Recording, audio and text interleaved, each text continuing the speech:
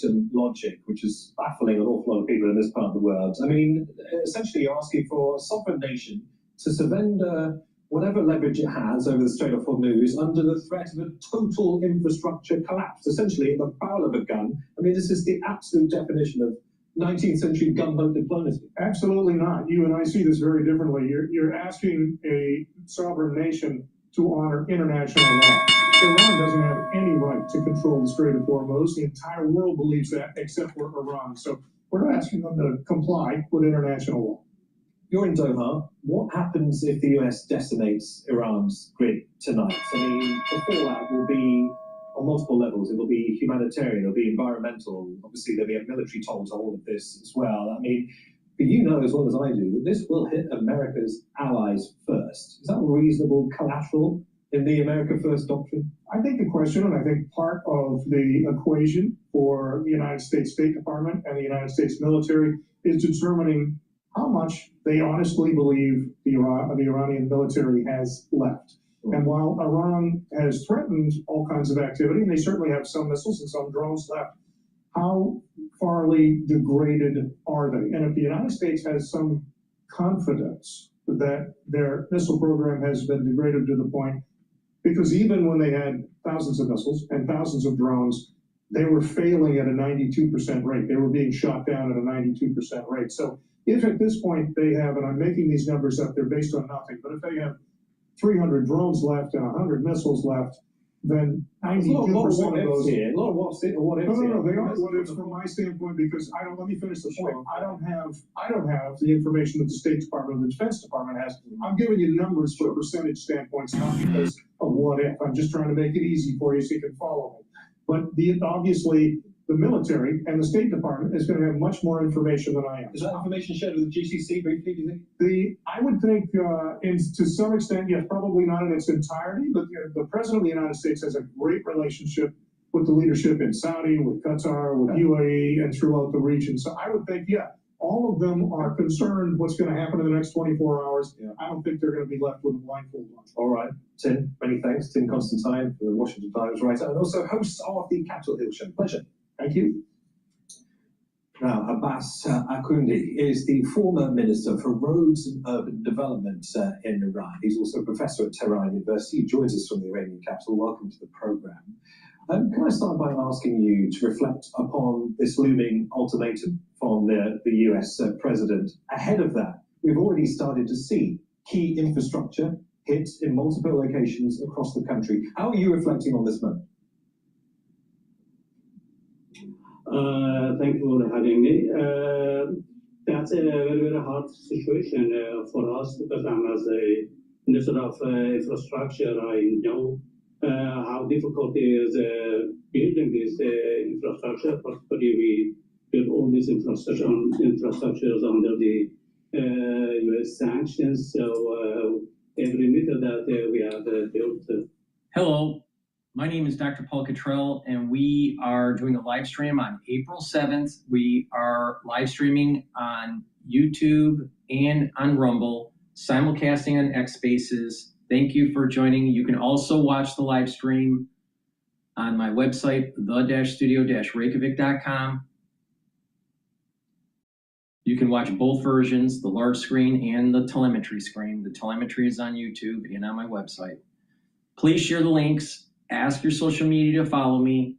I would greatly appreciate it so we can grow the channel, so I can reach a larger audience to explain what's going on in the world. I do a mosaic analysis, and I tell you how to trade this information so it doesn't hurt you financially. You can benefit from the news. In addition, I also tell you how to improve your health. So thank you for joining. I greatly appreciate it. If you share the links and ask your social media to follow me, and you can follow me many different ways. You can follow me on TikTok, on Substack, on Buy Me a Coffee, and Patreon. You can also follow me on YouTube, Brighteon, Bitchute, and Rumble, X, GETTR, Podomatic, and Apple Podcast. Lots of ways to follow my work. And it's all for free. All these videos, all the archives, the audio versions, all of it is for free. So please help support the work by sharing the links And if you would like to donate, you can donate on my website, the-studio-reykjavik.com, and you can be a paid member to my Substack channel and my Patreon channel. I'd greatly appreciate it. With that said, I have great products on my store that helps to fund the work that I do. So please get those great products. Some of those great products that I have are the vitamin C and magnesium. Vitamin C and magnesium will help to boost up your immune system, help with brain function, and help with your skin health. You can stack it with or take it separately, the magnesium and zinc. This will help to boost up your immune system and brain function. There's a book that came out recently. This book is called The Invincible Brain, right? This was written by an MD and Ph.D. It was published this year, and it proves what I've been saying for 6 years about how to improve your brain function. So research is now starting to show what I've been telling everybody about how to boost up your brain, but also how to boost up your immune system. And I'm going to go throughout the broadcast how your organ systems, if they're healthy, can improve brain function, including your kidneys. A lot of people wouldn't understand that. Why would your liver and your kidneys affect brain function? Because they detoxify your blood. And if you have a lot of crap in your blood, guess what? You have leaky blood-brain barrier that leads to inflammation in the brain. And that's why people are going to start getting early onset of dementia. So it's really important that you pay attention to me, because a lot of people are going to have brain function issues because of the aftershock of 2020. All right? I've been warning people for 6 years on this. So please go to my store, the-studio-reykjavik.com, and get the vitamin C and magnesium and the magnesium and zinc. You're going to want to stack these different supplements the way I'm going to tell you throughout this broadcast to help with your brain function and your other organ systems. All right? So please go to my store. Make sure you use discount 5 because I want you to save some money. All caps, discount 5. Go to my store, the-studio-reykjavik.com. So the big news today is that Trump basically warned Iran, 8 p.m. Eastern time, if there's no deal, power plants and bridges will be destroyed. He also stated that their civilization is going to be destroyed soon if they don't come in and make it go to deal. All right. So we're open in the United States in terms of markets. Right now, the S&P 500 is trading at 6,582 with a VIX of 25. All right. We're below that 6,600 resistance support level. All right. Yesterday we traded above it. We closed above it. And I said that hopefully that would hold as a support level. It broke again. So now it's a resistance level. So 6,600 on the S&P 500 is a major resistance level. And you have another support level at 6,450 and 6,140. Write this down, because when we hit Iran, there's a big chance that the equity market is going to sell off. But don't be fearful, buy. Do not be fearful, buy. Do not bet against the United States. Trust me on this. Now, the euro is trading at 115, stable. It's been stable for quite a few trading sessions. The Japanese yen, stable at 159. Another sign that the currency markets are stable and the United States is the safe haven. Bitcoin trading at 68,000. Oh, I thought Bitcoin was supposed to be a safe haven. Not so much. Now, natural gas is trading at 2.858. It was trading lower in pre-session trading, and now it's ticking back up because of the news from Trump. If you want a long natural gas, you want to take a look at Voil ETF. It's a leveraged ETF. Now, the intraday, the pre-session trading for oil was going up. It's now trading at 115.81, but the UCO leveraged ETF went as high as 42.52, and now it's trading at 41.95. Take a look at UCO. That's going to be very volatile, especially as we get closer and closer to further operations in Iran with the power plants and the other infrastructure. Okay, now Gush and DRIP. These are two ETFs that are tied to investing in companies that actually explore and produce oil. All right. Gush is longing those energy companies. DRIP is the ETF to short them. Gush peaked at 44.59, and then now it's drifting back down to 43.94. There was a big jump today. And DRIP, which is the inverse, dropped down to 4.09, and now it's trading at 4.13. These are signs that people are moving into energy. There is a herd moving into energy companies, so it's going to benefit Gush. The ETF, leveraged ETF, I believe it's 2 times. If you want a more pure play for ETF for oil, you want to take a look at it's leveraged UCO, okay? But it's going to be very volatile. I suspect that oil is going to peak. It's going to pop, probably close to 120 for WTI. Right now, WTI is trading higher than Brent, which is not normal.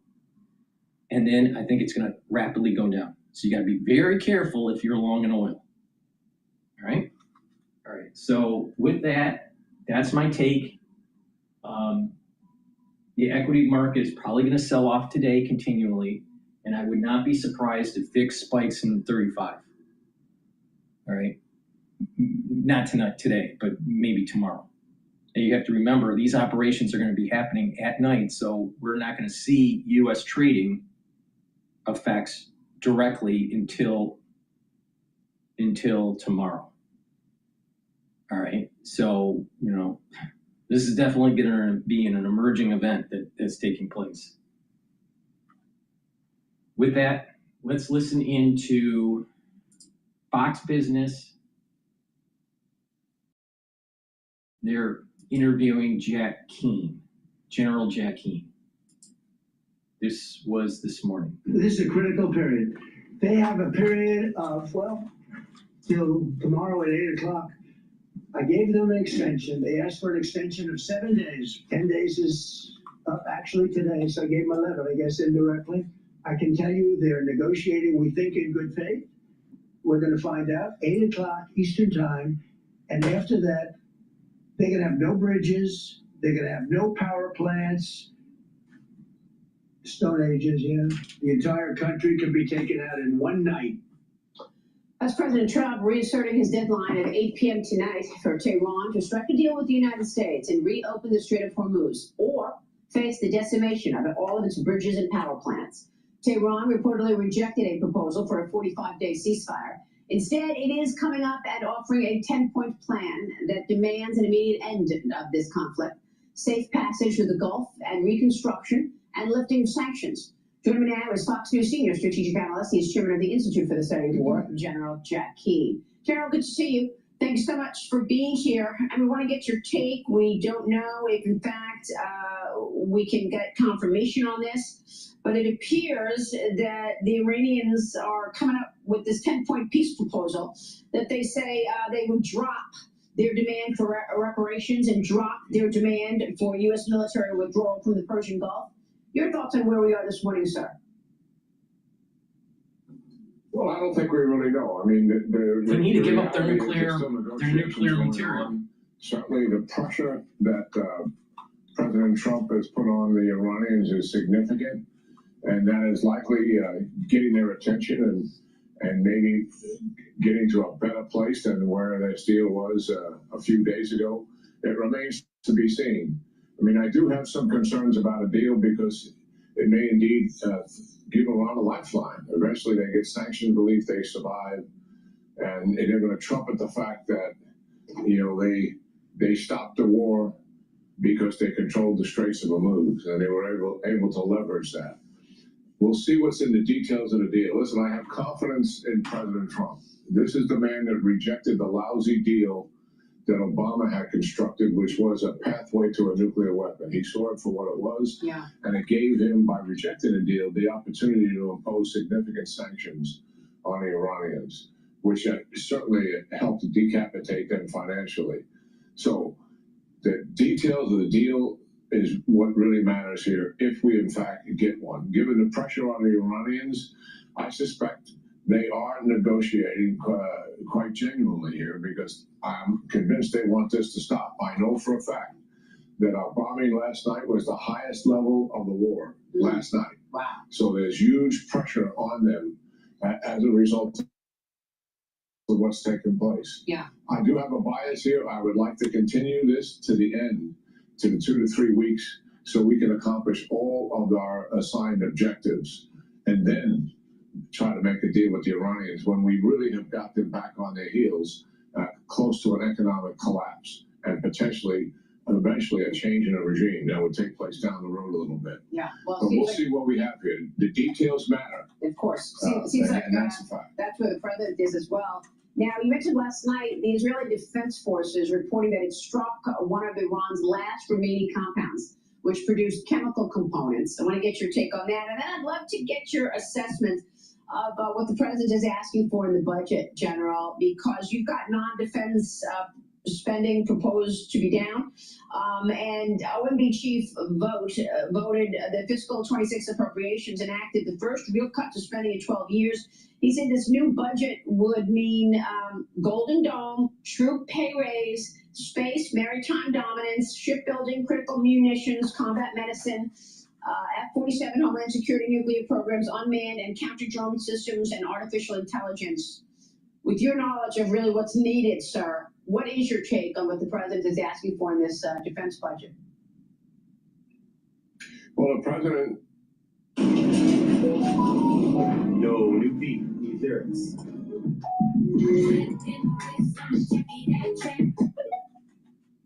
Well, the president and his team really done some good work here. They clearly understand the atrophy that has taken place in our industrial base for the United States military. And this war obviously is educating everybody on the stresses that is creating for our magazine depth. That means the amount of munitions, the amount of weapon systems that we have available to us. Our budget is built around a one-war strategy, and it's been this way for years, and a quick war at that. Any protracted war, and even that goes on for weeks and months, would begin to stress our capability. Then we're just fighting one war with no ground component, and it's essentially an air and maritime war here, and it's stressing our magazine depth quite significant. Can you imagine if we were fighting in two places and we had protraction? The National Defense Commission I was on believed that we would not be able to cope with two wars at the same time. That's the reality of it. So this budget is looking clearly at our deficiencies. While we're championing our military and its capabilities and this brilliant operation we just conducted to rescue our airmen, to be sure. Yeah. But we also have to be honest with ourselves about what limitations we have. So a $250 billion plus up in the budget itself is a down payment to do that. And then a $350 billion on top of that reconciliation bill begins to get us healthy. And we have to continue it over a 4 or 5 year period if we're going to dig ourselves out of this hole that we dug ourselves in. Right. It was the Obama cuts that did it, following the My brother served in the military, all right, in the Army for 3 years, all right? And it was in between, right after the Gulf War and before 9/11, all right? And what he saw when he was in the military, when he enlisted and then when he was discharged, he saw a major change taking place and it was under the Clinton administration. All right. Yes, Obama did stop funding for the military, but the ethos of the warrior ethos, as Pete Hegseth talks about, was starting to change under Clinton with the don't ask, don't tell policy, and this hubris of you don't need to invest in the military because the Berlin Wall fell. We were so successful in Gulf War under George Bush Sr.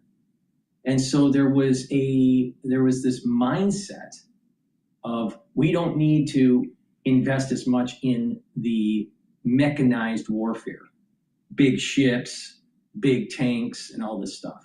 And during that time period, there was this transition where the soldiers, today you see the soldiers wearing backpacks and a lot of the stuff is on a vest.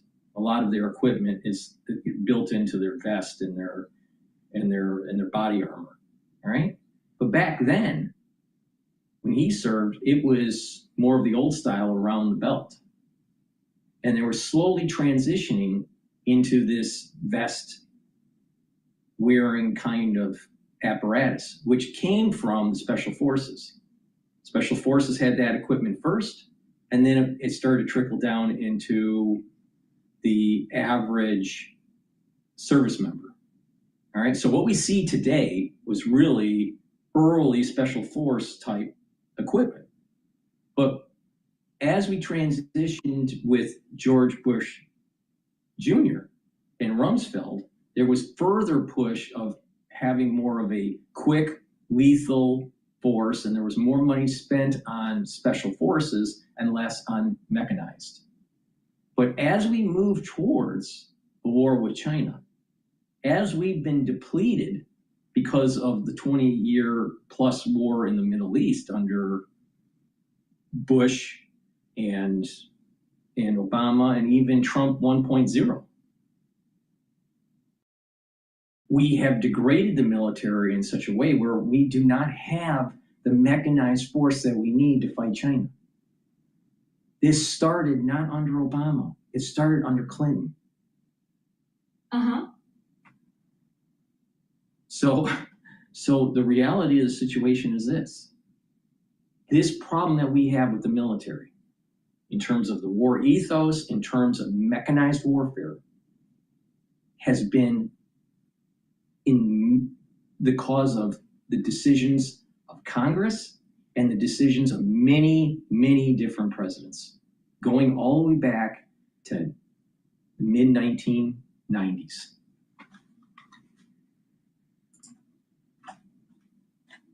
With 9/11 wars, the budget control agreement, sequestration kneecapped us, and we have been trying to recover ever since. Yeah. This really puts us on a path to that recovery. Look, I think we also have to be honest about what our adversaries are doing in the middle of all of this, right? I mean, a new report suggests that Russia provided Iran with a detailed list of 55 critical energy targets in Israel. Ukrainian intelligence says that those targeted sites were divided into critical production facilities, major urban and industrial energy hubs, local infrastructure. And the Journal this morning's out with a piece saying China helped cushion the blow of sanctions and fund Iran's war machine. We know that China relies heavily on the Iranian oil, buying 90% of the oil, non-sanctioned oil, and they go around the situation to buy that oil. So your reaction to dealing with our adversaries who've clearly supported Iran in all of this? We should not be surprised at all by this. China, Russia, Iran, North Korea, they're all joined at the hip here. Yeah. They have their own interests in their geographic spheres of influence, to be sure, but they have joined together because they recognize that together they can exploit the vulnerabilities of the United States as the world's global leader. And they did that rather significantly in the previous administration. They clearly took advantage of us. But look what has happened since President Trump has come into power, and now in his second year. They've lost their base in Venezuela. This is China in particular, Russia as well. Not a military base, but their base of influence in the region That's itself, and the possibility of Cuba going the same route, really quite significant. Russia is bogged down in its 5th year at war. They thought they could take Ukraine in a few weeks. Here it is in their 5th year, and if you just look at it, what progress have they made over the last two years? Not much at all. A little bit over 1% in additional territory. There's no doubt that they're not making anywhere near the progress that they want to make. And here's Iran. The president has taken Iran out to stop them from being a predator in the region. They don't want to lose this footprint in the Middle East. What they see is the regime in Iran getting in so much trouble, not just militarily, but economically, that it will collapse. And they will lose this foothold that they have. Yeah. That's what this is all about here. They're going to the UN to try to get resolutions here to stop the war. Okay. They want to stop the war because they're afraid they're going to lose their ally and partner here. And yes, they are all in to help Iran for sure, as you just enumerated. Yeah. Do you think that the president is going to extend this deadline tonight, or do you think 8 o'clock comes and goes and the president said he could take out all of Iran in a matter of 4 hours? What do you think happens tonight, General, real quick? Well, we don't have a deal until we do. And you know, the pressure is on, and it could be the last minute, things reverse and there is a deal. Okay. And as I said, we got to see the details of it. The president, if he extends it, would only do that because they're close to having something and they just need a little bit more negotiating time. Other than that, I think he keeps a foot to the metal here and keeps driving. If he says, one thing we know about this president, if he says he's going to do something, he has a tendency to do it. That's So let's absolutely right. believe what he's going to do, and I think the Iranians believe it. Yeah, for sure. General, always a pleasure. Thanks. Please go to my store, the-studio-reykjavik.com. Clarity Factor. This is a very powerful neurostack. What this will do is get rid of that brain fog, allow you to concentrate on tasks. And over time, what's going to happen is your dendritic connections between neurons are going to improve. You're going to be thinking faster and you're going to have better memory. Take Clarity Factor every day. Make sure you drink it with filtered water. And if you've been paying attention to me, you need to improve your other organ systems to also improve your brain function, like your liver and your kidneys. Why? Because they filter your blood. When you have a lot of compounds in the bloodstream that can cause inflammation, you can have a leaky blood-brain barrier that leads to inflammation. And bringing down inflammation at the brain level is super important to having longevity and reducing dementia. So please pay attention to me. Get the great products that I offer and help with your brain function. Clarity Factor, very powerful. And you can stack it with Myotrol. Myotrol helps to build muscle. When you get older, your genes start to methylate. And when that happens, is that the gene expression starts to get shut down. And that's just the normal process of aging. But you can slow down methylation and sometimes reverse it. Take the polyphenols, the flavonoids, and the lignans that are in Myotrol. Take it every day. Do some resistance training. You don't have to do resistance training every day, but take the Myotrol every day. Do some resistance training maybe 3 or 4 times a week. And you're going to build muscle and maintain muscle. This is super important for people that are 40 years of age or older, male or female. You need to build muscle. Now, you get a lot of benefits by building muscle. You'll be moving around more. Your bone density will be better. Your posture will be better if you focus on back muscles. By having better posture, you're going to have better lymphatic flow, so your immune system will be better. You'll have better venous return flow, so your cardiovascular fitness will be better. A lot of people don't realize that when you're slouching over, it's actually affecting your cardiovascular health and your immune system. Poor back posture affects your immune system. Hello? I mean, come on. So Myotrol also is very important if you are an athlete, younger or older. You'll benefit from taking Myotrol. Now, there's an added benefit. Myotrol, by building muscle, will allow your body to create what is called myokines. These are compounds that will help to build muscle, but also help with neural protection. And this is the reason why that actually people that have more muscle mass when they get older actually have better brain function. Because when you have more muscle, you have better perfusion, your heart's healthier, but also your muscles are producing the myokines that are neuroprotective and allow for a microenvironment in your brain to allow for the better dendritic connections to take place. So you're thinking faster and you have better memory. So you get better blood flow to the brain, and you have these myokines that are helping to help to increase the neuro growth factors to allow for the dendritic connections to take hold and to improve. So this is the reason why I have been saying take the Myotrol and the clarity factor together. Clarity factor is a neurostack.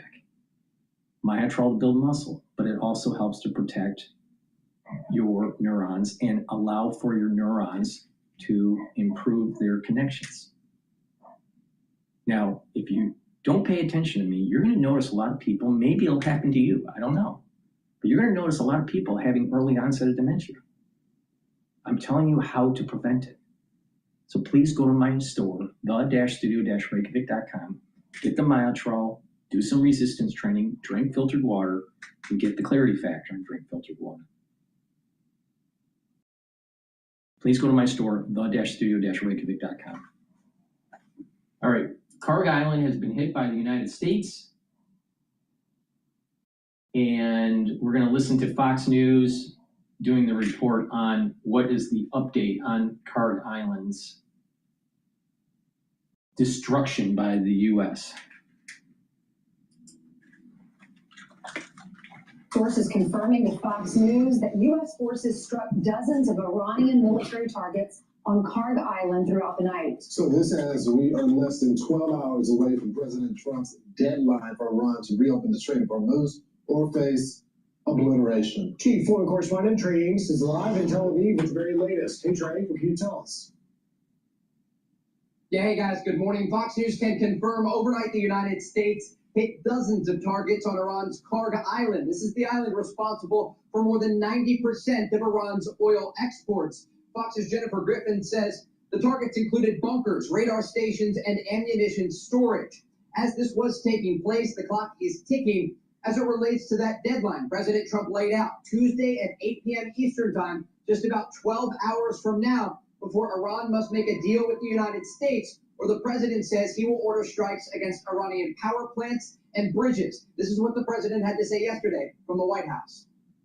We have a plan, because of the power of our military, where every bridge in Iran will be decimated by 12 o'clock tomorrow night, where every power plant in Iran will be out of business, burning, exploding, and never to be used again. I mean, complete demolition by 12 o'clock.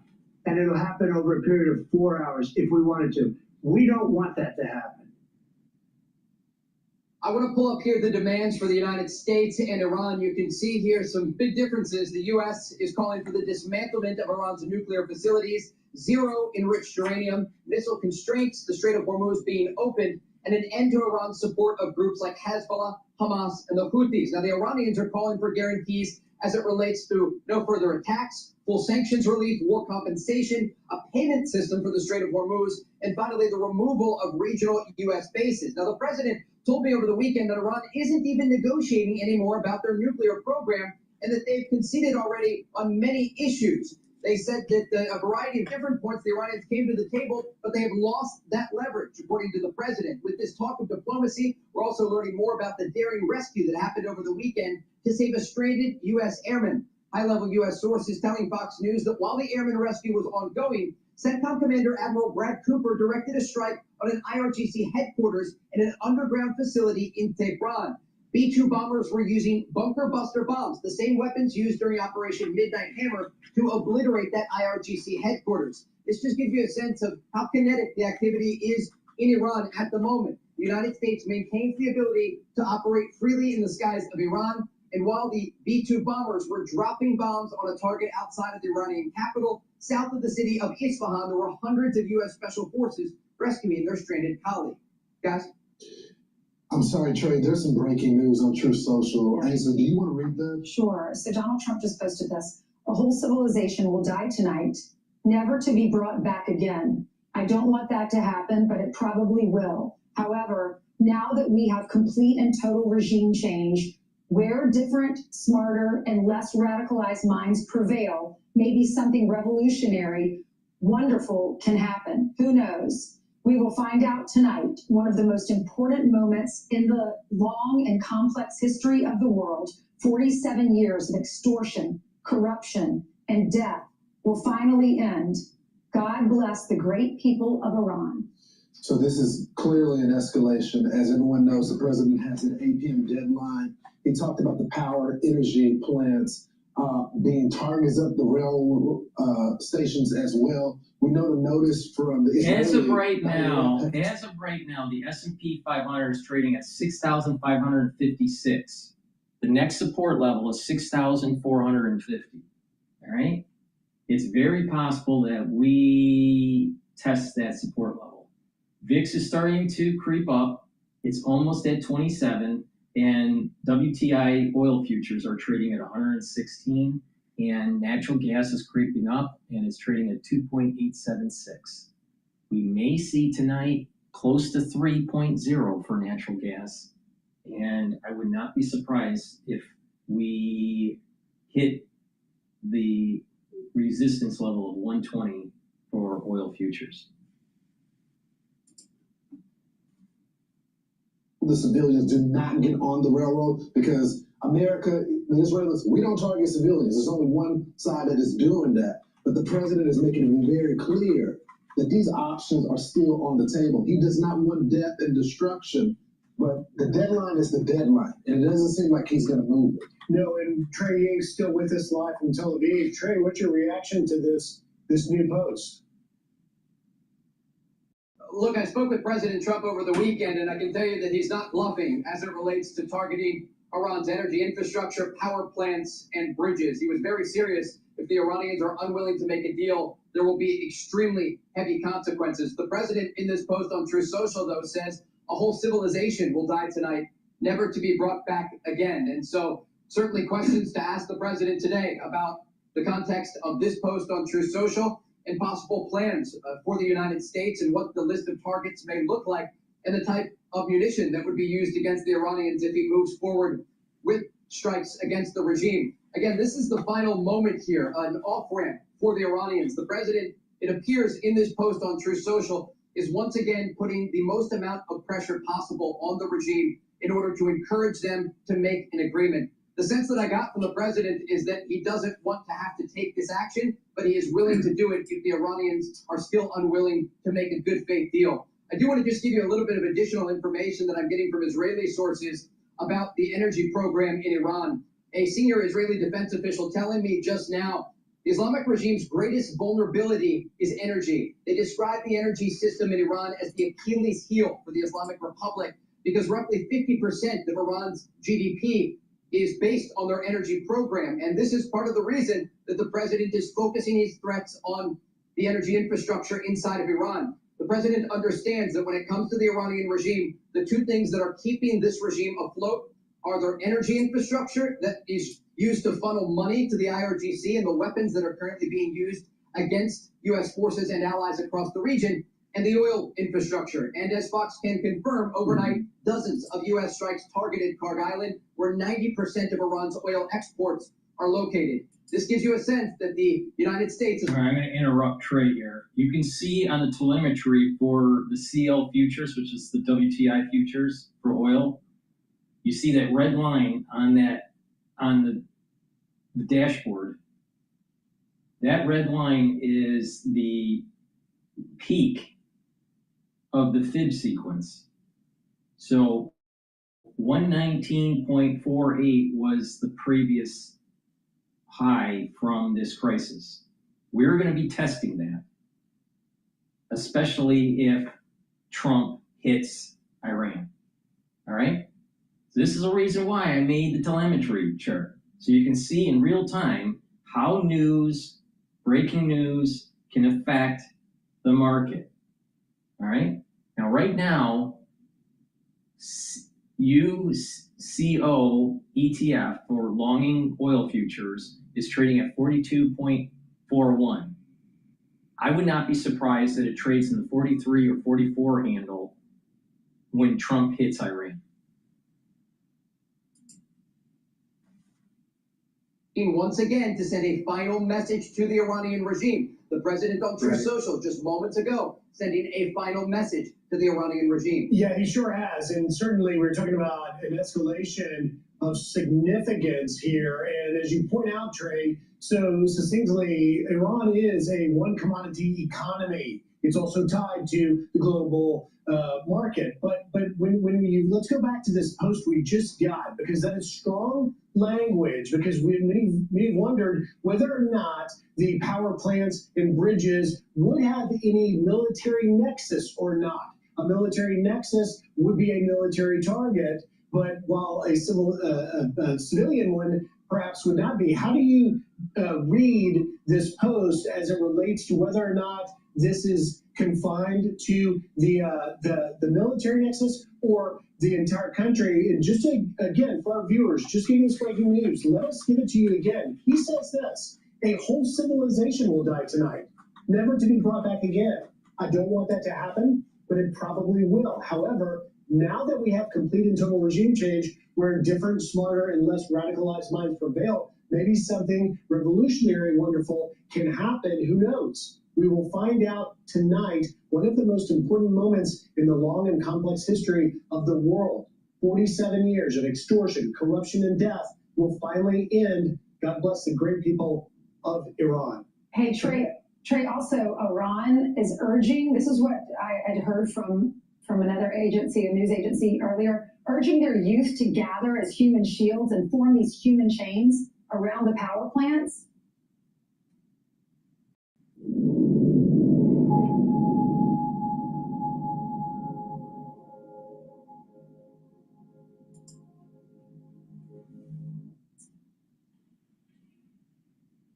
Yeah, I saw those reports as well. If they do that, that is illegal under international law. You can't use human shields on the battlefield. But we should note here a few things as it relates to the president's post on Truth Social. What the president knows and what the public knows are two very different things. There are a lot of conversations and preparations going on behind the scenes. Even as we are talking right now, a very high-ranking source just sent me a screenshot of the president's post here and is typing right now. There is an understanding that both Israel and the United States, as Operation Epic Fury continues, are working side by side on an hourly basis to prepare a variety of contingency plans on the battlefield. And if we just step back for a moment, we're analyzing this post on Truth Social, but let's think about what's happened over the past 24 hours.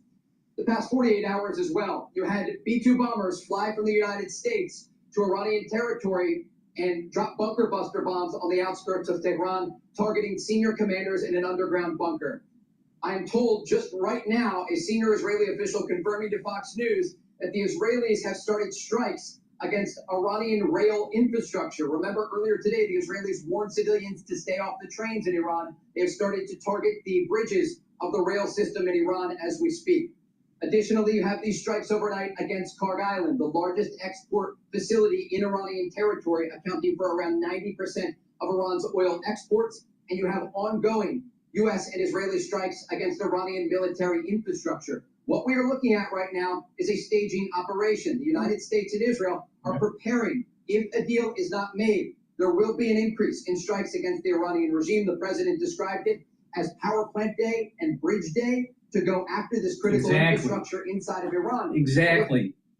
And if they don't make a deal, if they don't capitulate, if they don't surrender their nuclear material, after we hit their power plants, after we hit their rail system and their bridges, we're going to start moving with ground forces.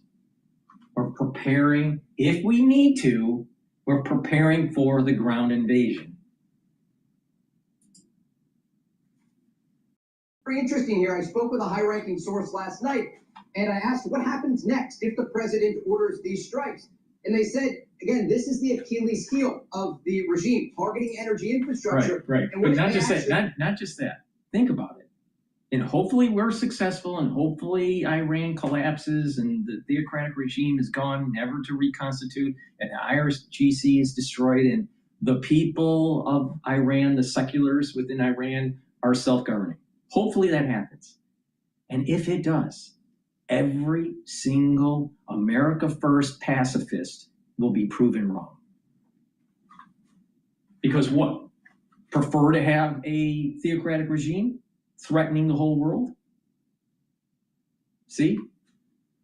Not only did the ultra-liberal eat itself because of the way they conducted themselves after October 7th of 2023 and the infighting that was taking place, you could see that they were eating their own tail.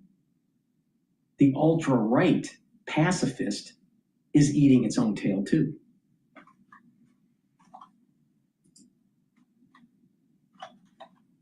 Is force their hand at the negotiating table. Because again, the president has time and time again, even before Operation Epic Fury began, preferred a diplomatic option. But the Iranians have been unwilling to take a diplomatic option, and that is how we ended up in this Operation Epic Fury that is unfolding before our eyes as we speak. But the president very clearly on True Social just moments ago saying, however, now that we have complete and total regime change where different, smarter, and less radicalized minds prevail, maybe something revolutionary, wonderful can happen. The president looking to the future here and the possibility for the 90 million people that live inside of Iran. So, Trey, let's step back for a second and provide some context to the audience. And I know you have some similar sources as well.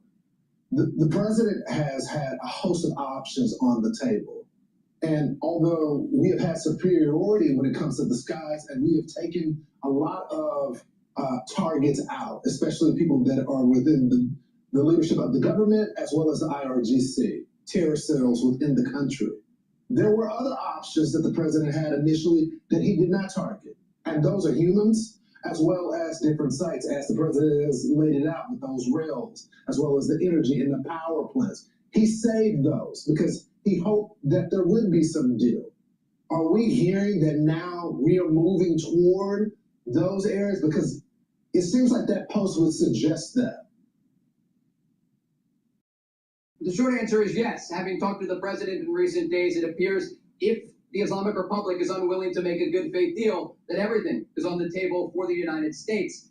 And you make a very important point. As this operation has developed, the United States and Israel have not only maintained control over the skies of Iran, but they've maintained targeting options.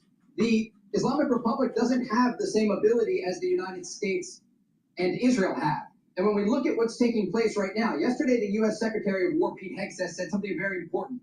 He said yesterday was the largest bombing campaign since Operation Epic Fury began. He said today will then be the largest bombing campaign since this operation began. This gives you a sense that each and every day the United States and Israel are increasing the amount of munitions and bombs that they are dropping on the Islamic Republic, military targets, and officials there.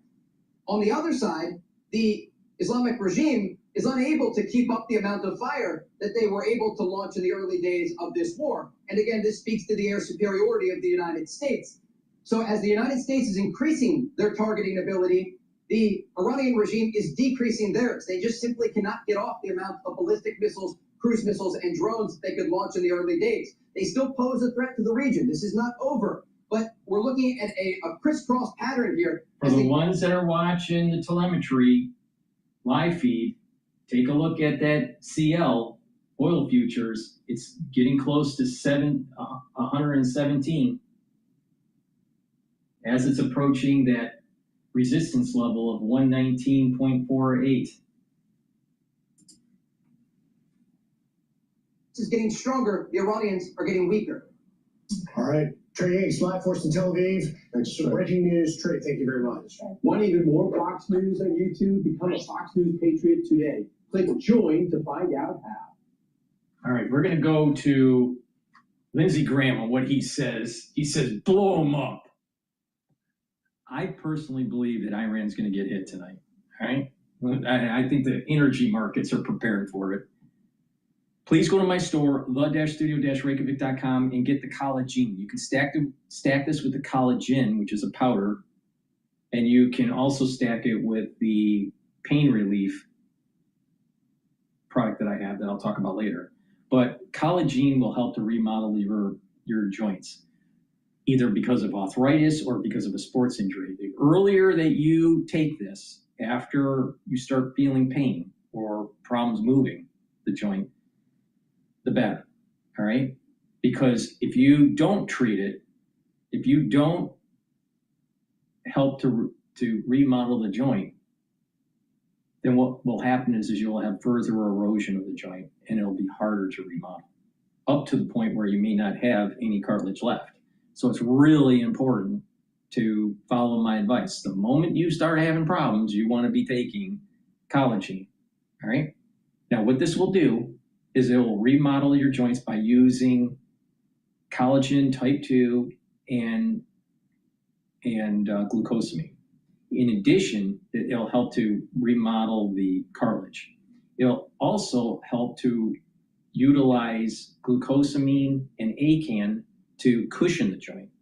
It will block EP4, which reduces inflammation and some of the pain. And the collagen will block MMP3 and MMP13, which reduces further erosion of the cartilage. So this is a great way to help build your joints either through some sort of sports injury or through arthritis. You can stack it with the collagen and you can stack it with the pain relief, all right? Now the pain relief, super strong relief. What this is a topical. If you have a headache, put it on your temples, on your forehead, and on your neck muscles and shoulder muscles, and it'll relieve the headache within about 90 seconds. If you have a tension headache. Super strong relief will help to reduce pain with arthritis. If you have a pulled muscle or sore muscles after a workout, apply it topically on the sore muscles and it will relieve that pain. If you have a sprain or a bruise, it'll help to relieve the pain. So this is a great product. You can take it separately, but you can also stack it with the collagen. You take the collagen, 2 droppers each day, and you apply the super strong relief topically on the area of pain. So this is a great way to reduce pain, but also to help to remodel the joint. And you do some resistance training or some exercises slowly and open up the joint, increase the articulation of the joint over time, and you're sending signals, when you're doing this, you're sending signals to actually remodel that area. Takes time. Sometimes it takes years, but you can remodel the joints. All right. So there's also a protocol to use higher doses of D3 and K2 and calcium with some light resistance training to also remodel the joint area. Please go to my store, the-studio-reykjavik.com. Take my advice. This is a great way to increase your longevity, to have more vitality. Use discount 5, all caps, discount 5. You get $5 off any order. Go to my store, the-studio-reykjavik.com, and get the great products that I offer that will help to slow down the aging process. All right, let's see what Lindsey Graham says about blow them up. Carolina Senator Lindsey Graham. A lot of people think that you're a hawk, and in many ways you are. You believe radical Islamic terrorists are an existential threat to the world. I agree with you on that point. But even you put out, you are praying for a deal. You want this deal to go through. Yeah. What do you think the odds are? Yeah, very low. Well, I don't know. We'll know pretty soon when we by 8 o'clock tomorrow. Sure, I prefer a deal. And what's the goal of the deal? Is to make sure Iran cannot be the largest state sponsor of terrorism. Now, here's a little inside baseball. For the ones that are watching the telemetry, take a look at how oil future receded right when it hit just past the 117 mark. And now it's going to drift a little down, and it's going to retest the 117 and most likely surpass it. And the same thing is happening on UCO. It peaked up at 42.56, so that's the new intraday high, and now it's trading at 42.22. So it's going to drift down, and then it's going to retest. There were for 47 years. They can't have a missile program that can affect Europe or the United States, and they forever will be denied a nuclear weapons capability. The Strait of Hormuz not only has to be open, it can never be controlled again by Iran. All the 60% uranium has to be taken out of Iran. There can't be 1 ounce of this 60% grade uranium left in Iran. That would be a bad outcome. They can make a dirty bomb or one day enrich to 90%. So my goal is to get it right. I prefer diplomacy, but if we have to use military force, we're going to do it. The one thing Trump has tried to do is get it right. Everybody else talked about it, but nobody did a damn thing. Trump has done it right. Their military has been obliterated. The goals of no nukes, no missiles, no state sponsor of terrorism were inside the 10-yard line. That's to the Strait of Hormuz. Right now, they're charging ships, the IRGC, the Iranians, to go through the straits, and they're taking the yuan, not the dollar. One threat of this whole debacle is if we start allowing the Chinese currency to be traded in oil, that will hurt the dollar. In 1974, every barrel of oil sold and traded in the world is traded in dollars. He's absolutely right. And this positioning is going to help support the petrodollar. Not just that. Not just that. If we are successful and the infrastructure is not blown up in this region, in the Middle East, what's going to happen is that we're going to be able to leverage our hegemonic power and our petrodollar and circumvent the expansionism of China.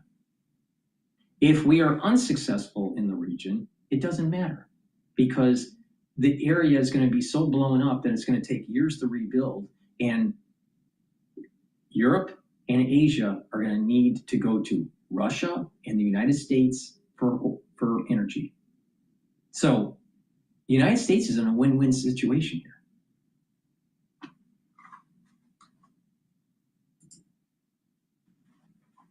See, from a dollar to a Chinese yuan, and that's an attack on the dollar. And that needs to end too. So I'm very optimistic that President Trump's going to bring this regime to an end one way or the other. I prefer diplomacy. And this is the reason why weeks ago Putin started to telegraph that he was going to use the US dollar. Now he's also using gold too. He's stepping away slowly from BRICS. So people need to pay attention here. Everyone that was saying, oh, the US dollar is going to sell off and the equities are going to die and America's empire is going to end. No, it's not. It's actually going to strengthen. And all of these podcasters that were betting against America, all these podcasters that thought that America was on the super decline internationally, no, they weren't paying attention. Don't bet against America. Now, there are problems in the United States, for sure. Absolutely. There's a big battle between conservatism and ultra-liberals, and the ultra-liberals don't have God, country, and family, and they're destroying from within. And we're trying to solve that problem. And I think eventually America will become more conservative over time, not less. I think postmodernism is going to die out. And there's going to be a rebirth of the Enlightenment. And that there's going to be this idea of virtue, God, country, and family, and property rights, which is all antithetical to Marxism. Marxism doesn't believe in God, country, and family. Marxism believes in taking your property away, so it's not in line with the Enlightenment. So that's where the United States is faltering, but don't bet against America. America will somehow, some way succeed.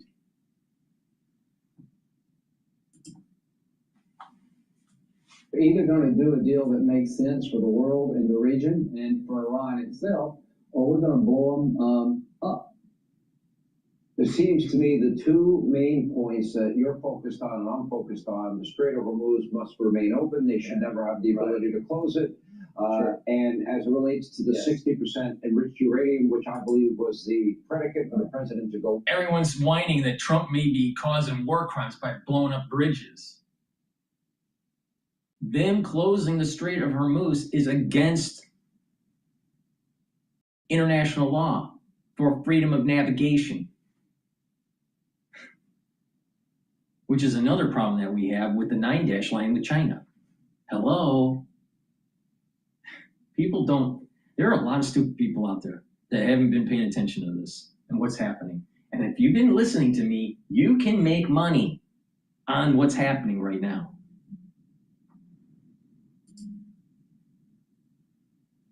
When those negotiations with Jared Kushner and Steve Witkoff, our Middle East envoy, failed because they thought it was their inalienable right to have nuclear weapons. Okay, now, this is not our first rodeo with taking enriched uranium. We did the same thing to Libya.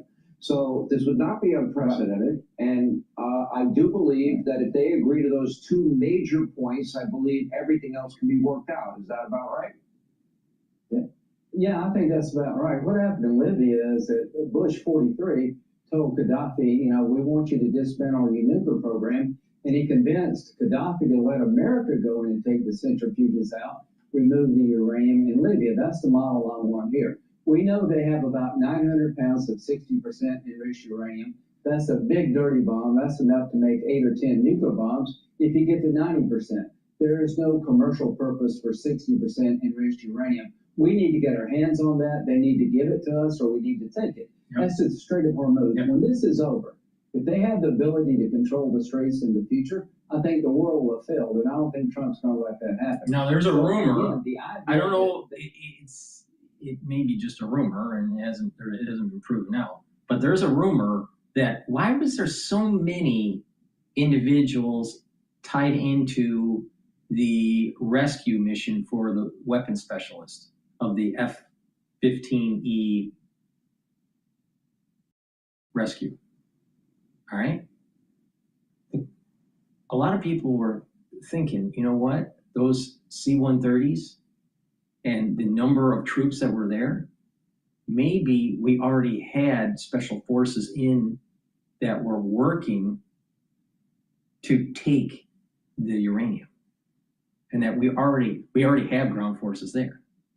They're special forces, all right, and they're working the scene, all right. Or we've inserted people. We think, you know, we're telling everybody, oh, there were hundreds of, you know, that were involved in this operation. Well, maybe they were already there before the actual downing of the F-15 for an operation against the nuclear facilities, or to try to retrieve the nuclear facilities, or start to stage for that. Or maybe what it is that they came in under the banner of we're going to save the weapons specialist, and we kept some of our special forces there to start to move in. And we've already started the ground invasion. Makes you wonder.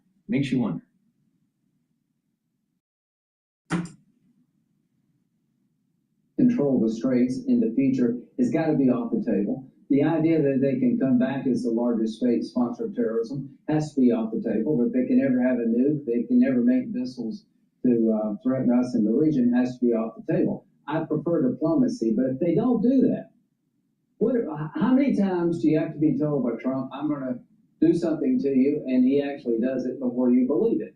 So this is a defining moment in the history of the Mideast. This is a defining moment for the president. We can't slip this again. Now, the fourth and fifth string, you're not on the team unless you're a nut job. I don't care what string you're playing on. You're not in a leadership role in Iran unless you buy into the radical ideology.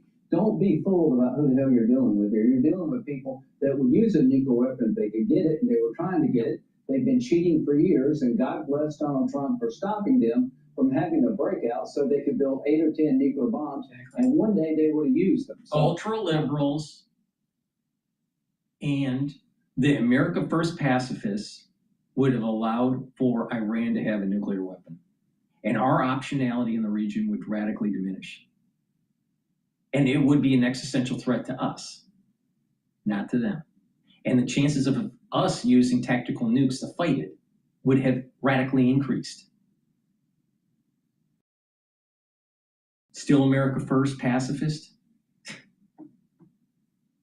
America First pacifists never win. President Trump, God bless that big fury, but this is a defining moment. This time tomorrow night, we're going to have one of two scenarios: capitulation of their desire to reign terror on the world through diplomacy, or we're going to have a massive military attack destroying this regime's capability to ever wage war again. Hell yeah. Senator Lindsey Graham, thank you. That's the way it should be. Here. It's about time. It's about time. 47 fucking years. And now payback for what they did to our hostages. Please go to my store, the-studio-reykjavik.com. Get the Boomer Boost. What this will do is help to boost up your metabolism. It'll rev up your energy levels, have a steady burn of energy. You'll notice that within 72 hours of taking this. It's a steady burn of energy throughout the whole day. You'll have more vitality. You'll actually want to do more. You'll feel energetic. And that just happens in 72 hours. But if you're taking this regularly, every day, throughout a year, you're going to notice measurable improvements in slowing down the aging process. Your memory will improve. You'll get rid of that brain fog. Your sleep will improve. You'll improve your musculature. Your cardiovascular health will improve. Immune system and endocrine system will improve. You'll bring down inflammation. You're soaking up free radicals. It's a great supplement to take to slow down the aging process and to get healthy. And it stacks really well with a lot of the other supplements that I have, especially C60, the turmeric, the ashwagandha, the lignans, the Max 35. So please go to my store, the-studio-reykjavik.com, and get the Boomer Boost. And also get vitamin D3. Vitamin D3 is super important. Why? Because it's a gene expression cofactor, so your cells perform properly. It also helps to build denser bone because it helps to absorb calcium. Vitamin D3 works better when you take magnesium. So go to my store and get the magnesium. And vitamin D3 gets rid of cells that are infected. It forces them to go into apoptosis. So please go to my store, the-studio-reykjavik.com, get the vitamin D3. And vitamin D3 helps with your cardiovascular health. And indirectly, by having better blood flow to your brain is better. So vitamin D3 helps with your brain function indirectly because it's helping your cardiovascular health. If you have poor perfusion into the brain because of clogged carotid arteries, guess what? You'll lose your brain function and your hippocampus will start to shrink. You don't want that. So please go to my store, the-studio-reykjavik.com. All right. Let's take a look at some of the more crazy stuff that's happening in the world. Oh, let's play Mad Cow on MS Now and how bad Trump is. Yeah, let's listen to the ultra liberal where they want to keep Iran moving towards a nuclear weapon because Mad Cow knows better. To the military, Yeah, what a G. and now we're into the wartime part of it, right? Yeah, right. Because the president has been doing things like that to the whole of the U.S. government. You think he's doing a lot better when it comes to the military while we're at war? After Trump and Defense Secretary Pete Hegseth, still sounds crazy to say it, after Trump and Hegseth crowed for days and days that the United States had, quote, complete control of Iranian skies and, quote, uncontested airspace over Iran. After Trump said, quote, their Air Force is gone, their anti-aircraft equipment is gone, we're flying wherever we want, we have nobody even shooting at us. Now, of course, we've had Iran shoot down an F-15 fighter. In the resulting rescue mission, an A-10 Warthog was also shot down. 2 C-130s and some number. Hello, Mad Cow. Hello, Mad Cow. War is risky. Back to Mad Cow. 4 U.S. Special Operations MH-6 helicopters also destroyed in that rescue mission. That's on top of the $300 million AWACS plane the Iranians blew up while it sat out in the open, undefended, on an airbase in Saudi Arabia in easy reach of Iran's missiles. Also the 3 U.S. F-15s that were shot down right at the start of the war by our allies in Kuwait, because apparently these guys forgot to do basic deconfliction with our allies. To tell them not to shoot down. So Mad Cow is going to tell you how to wage a war. An ultra-liberal lesbian. Shot down 3 of them. Dozens of American troops have been wounded and some killed thanks to Iranian missile and drone attacks. There's some breaking news with Wall Street Journal saying Iran cuts off direct diplomacy with U.S. Foundations of the regime have been so deeply shaken that eventually it will fall. The Wall Street Journal is reporting, Ambassador Warren, right now that Iran has cut off direct communication with the U.S. over this threat this morning to destroy Iran's whole civilization. Apparently, talks with ceasefire mediators continue. I wonder what you think the odds are of getting some sort of deal before 8 p.m. Not great. Not great. The question is, will we get a deal after large-scale bombing raids have been conducted against the energy sources, the energy infrastructure of Iran? Will the regime have to sip from the poison chalice, if you remember that term, the term that the Ayatollah gave to end the Iraq-Iran war back in the 1980s? Local tax experts are here. We know the regime is capable of sipping from that poison chalice. The question is, what can bring them to raise that cup? And that's the hope that this will make a fundamental change in Iranian thinking. And keep in mind, an Iranian regime that doesn't have a nuclear program, that doesn't have a ballistic missile program, doesn't support terror, doesn't have that arsenal, that stockpile of highly enriched uranium, and doesn't close the Straits of Iran, is a very different Iran. It still could be a hateful regime, and a regime that is corrupt and hated by its own. Why is it that the ultra-liberal hates Trump so much that they will spend an ungodly amount of energy and time to try to have Trump unsuccessful in Iran? All right, we're going to go to Times News. I think they're interviewing Omnipore, but it could be just a lookalike. But the point here is that they're trying to spin it that Trump's out of control or he's not getting the right information. What is wrong with destroying Iran's theocratic regime in IRGC and its military capability? What's wrong with wanting to have self-governance by the seculars within Iran? What's wrong with that? Why is the ultra-liberal aligned with the theocratic regime?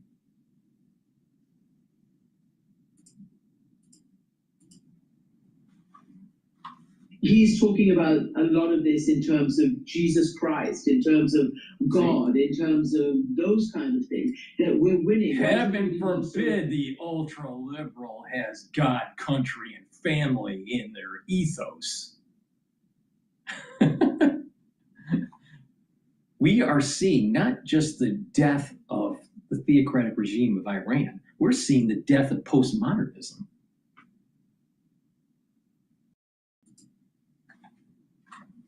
About us. We're winning, he said. Also, we understand that Trump has been advised that if he goes against civilian infrastructure, that would not necessarily be a war crime. And guess who's one of the advisors? That would be Secretary Hegseth, who has a known experience of lobbying Trump in his first term to release 2 U.S. service members who were accused, convicted, and sentenced of war crimes in Afghanistan and Iraq. And sure enough, they were released. So Hegseth has only a glancing acquaintance with war crimes. Donald Trump's deadline on Iran to reopen the Strait of Hormuz expires tonight. at 1 a.m. UK time. If Iran fails to comply, then Trump has warned that the US will destroy every bridge and power plant in the country. But we're doing unbelievably well, well at a level that nobody's ever seen before. The entire country could be taken out in one night, and that night might be tomorrow night. Well, the United Nations Security Council is due to hold a vote on blocking the strait this afternoon. The UK will also convene a meeting with military planners on the issue later today. Joining us now is Christiane Amanpour, CNN's chief international anchor. Christiane, good morning. Good morning to you, Hugo. Thanks for being with us as always. Look, you speak to a lot of experts, a lot of government insiders and so on. Is there any hope around that negotiators are going to reach a breakthrough before tonight? Well, it's hard to see at this point. Certainly there have not been, as far as anybody knows, any direct negotiations anyway. And this competing 15-point plan from the US and 10-point plan response from the Iranians doesn't seem to be bridging the gap. The Iranians have said that they want to have some kind of negotiation, but it has to be based on an end of hostilities, not some kind of temporary ceasefire. That's because they say that would just give the United States and Israel the time and opportunity to just, recover and perhaps gather forces for a ground invasion and that kind of thing. And they believe, from their perspective, from what I'm hearing from them and in touch with certain elements, that this has to be an end of hostilities. So that is not working for the United States at the moment and not necessary for Israel. And you've heard what President Trump has said about taking out the whole country in 4 hours, basically. And Israel already apparently sending text messages in Farsi, the local language, to tell people to stay away from trains and train stations.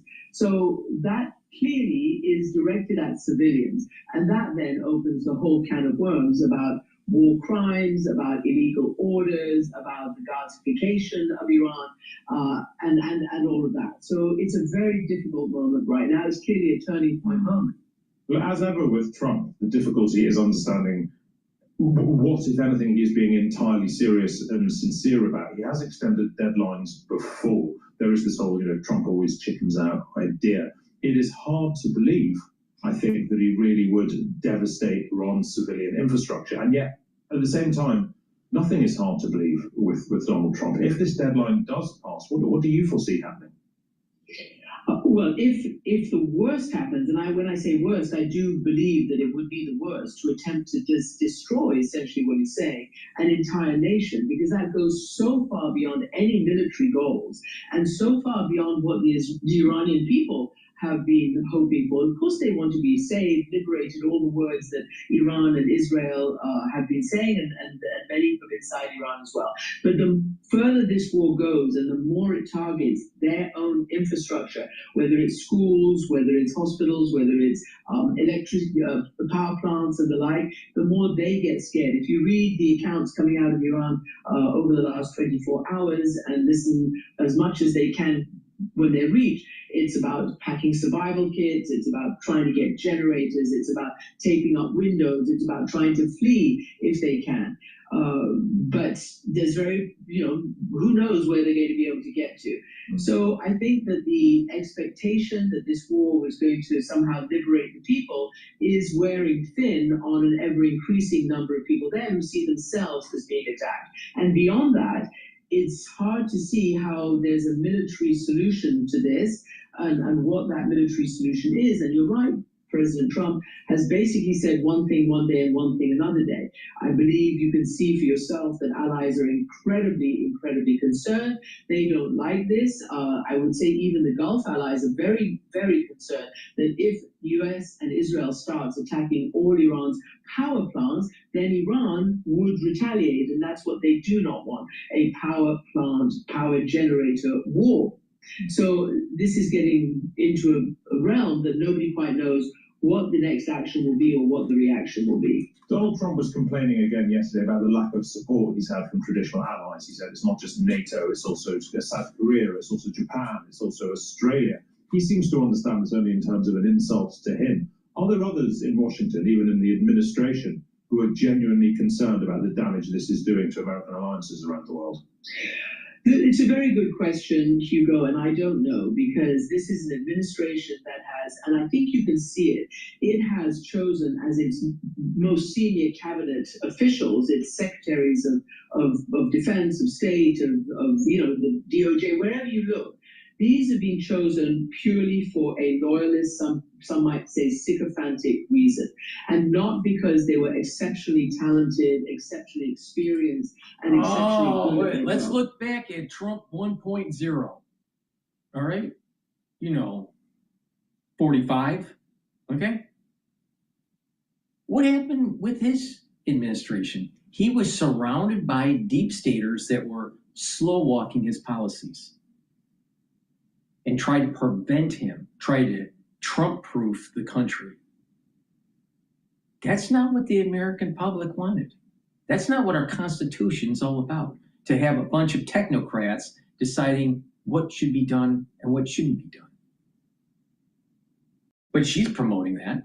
She's promoting, you know what? You got to surround Trump with a bunch of deep staters. You have to surround any president with a bunch of deep staters. So we have a technate, that we have a technocracy. We have individuals that are experts making the decisions, not our representatives.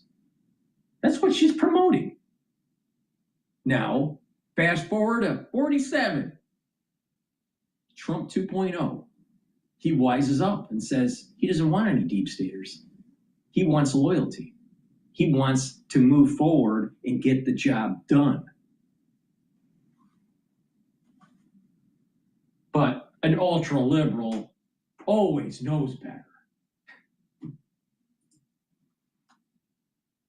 If you just look at what's being reported from the Pentagon podium itself by so-called Secretary of War Pete Hegseth, he's talking about a lot of this in terms of Jesus Christ, in terms of God, in terms of those kind of things, that we're winning. Why is everybody being so negative about us? We're winning, he's saying. Also, we understand that Trump has been advised that if he goes against civilian infrastructure, that would not necessarily be a war crime. And guess who's one of the advisors? That would be Secretary Hegseth, who has a known experience of lobbying Trump in his first term to release 2 U.S. service members who were accused, convicted, and sentenced of war crimes in Afghanistan and Iraq. And sure enough, they were released. So Hegseth has only a glancing acquaintance with war crimes. But beyond the war crimes and legal issue is what happens if you actually destroy a nation? What is the blowback? What is the aftermath? Where does the unintended consequences, and not to mention what happens to a whole population who didn't actually sign up for this, no matter how much they want to see the end of their regime. And who initially you said you were fighting on behalf of as well. Look, finally, Christian, there are reports this morning that Iran's supreme leader, Mujtaba Khamenei, is unconscious after being wounded in the airstrike that killed his father. I guess it's a reminder that we still understand very little about what's going on in Iran. But do you get a sense, as I often feel like myself getting the sense, that not only are there no meaningful negotiations happening, it's not entirely clear there's anybody with really the control and the power to negotiate with. Well, look, you just put your finger on an incredibly important point right now.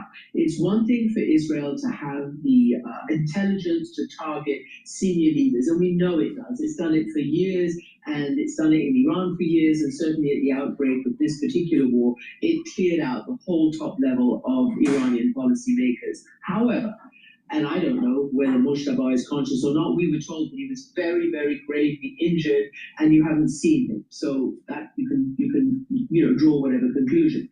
But in terms of others who might have been, you remember at the beginning, Trump kept saying, well,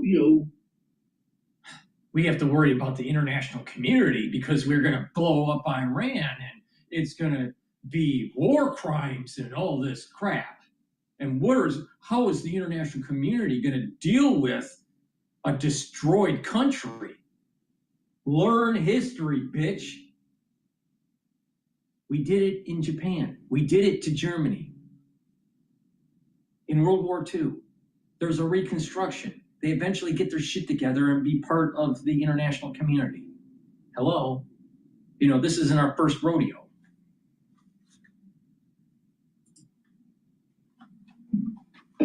These better people to deal with.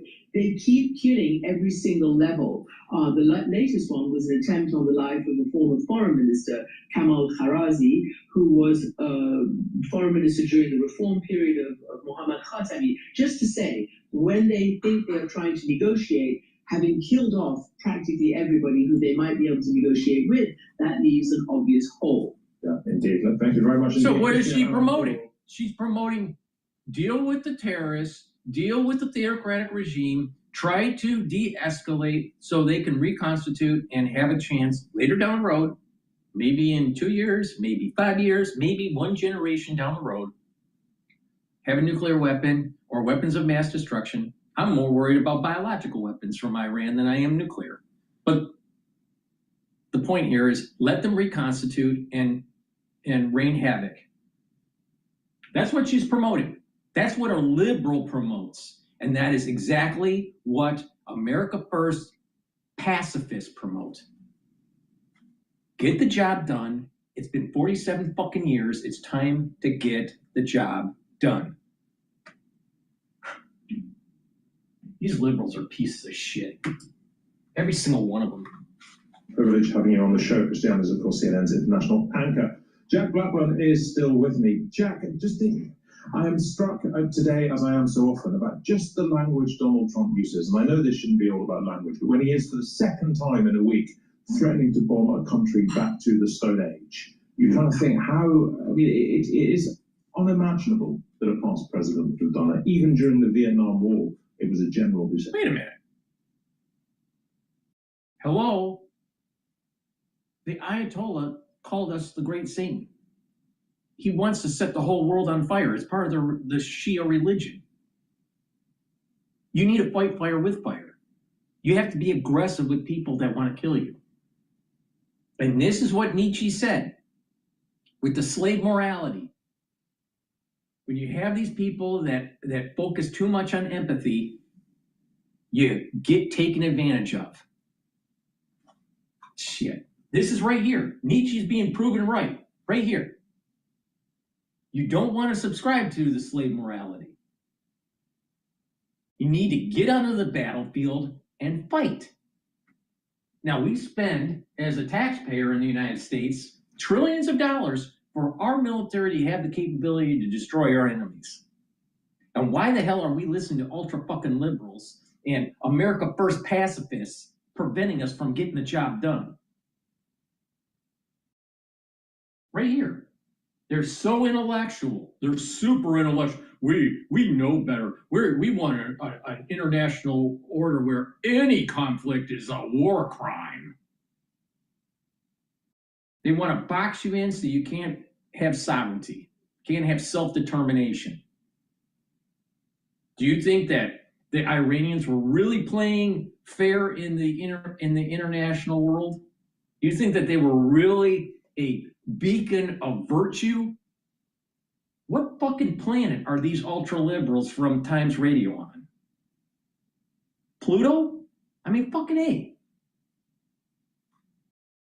And oh, by the way, I think Trump and his vulgarity is right in line with what needs to happen. He's speaking military. He's not speaking in vulgarity. He's just speaking military. He wants to get the fucking job done. But the ultra-liberal, with all of their esoteric knowledge in college, and they know better. Their mentality led to the problems that we have today. 47 years of this festering. And none of their mouths open up today saying, what about the funding of terror from Iran, where they're funding the Houthis, they're funding Hezbollah, they're funding Hamas. It wasn't too long ago in the 80s and in the 90s where you had the PLO blowing up stuff. Now, today, fast forward to 2026, and you have an infiltration in Europe and in the United States with a lot of Islamic sleeper cells. They could be activated. Hell, we could have another 9/11. or 7/7 or whatever date you want to pick. Because we had liberal policies for immigration. Liberals have fucked up this world.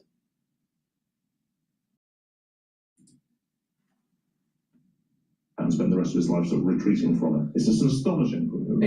Yeah, they're so intelligent. So deeply bizarre. Yeah, so deeply bizarre. We have sort of got used to it, and it's quite important to How not get- bizarre is it for a president to say, "Time's up, I'm going to kick your ass"? That's so bizarre. We view George Washington, as a beacon of virtue. But if you actually read the biographies of George Washington, he cursed more than a sailor does. But it's so bizarre. See what I mean? Overeducated dipshits. So smart that they're stupid.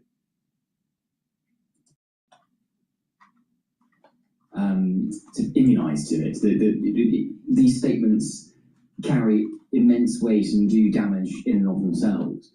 And the press conference he gave in the press room of the White House yesterday. Next to the rabbits. No, not next to the rabbit. Yeah, these liberals, these stupid liberals that know everything. If you've been paying attention to me for the last 2 years on what's been going on, I'm telling you how to make some money. UCO is now trading at 42.65. It's been moving up ever since the U.S. Open from 9:30. Right now it's 11 o'clock. And guess what? The oil futures are now at 116.60. And it's probably going to bounce off of the 119 level. Now, do you want to be a liberal, or do you want to actually, be light the fire of your inner Julius Caesar, light the fire of your inner Machiavelli? Stop being a fucking liberal. Shit. Take charge. Picture of the rabbit looking forlorn backstage yesterday, but he gave this very long, bizarre, rambling. At one point, it wasn't entirely clear what he was saying, but he seemed to take credit for killing Osama bin Laden. And I don't know how anybody in the inner apparatus of the American state can be looking at this and thinking, this is the way to run things. No matter what you think of policy direction, this is a bizarre way to conduct yourselves. He is the perfect guy to get the job done. And we've had so many presidents, including Trump 1.0, that were too afraid to get the job done. Now it's time. Now it's time. You know what? Don't be surprised. Don't be surprised that America wins. Don't be surprised that postmodernism dies, which it needs to. Please go to my store, the-studio-reykjavik.com. Get the peppermint structural nano silver soap. And you can also get it in lemongrass. These are the 2 soaps that I have in stock right now. Get a few bars for your household. They're very high quality. They'll help to improve your skin and also to neutralize because it has the structural nano silver. That's super important, especially during the cold season. All right.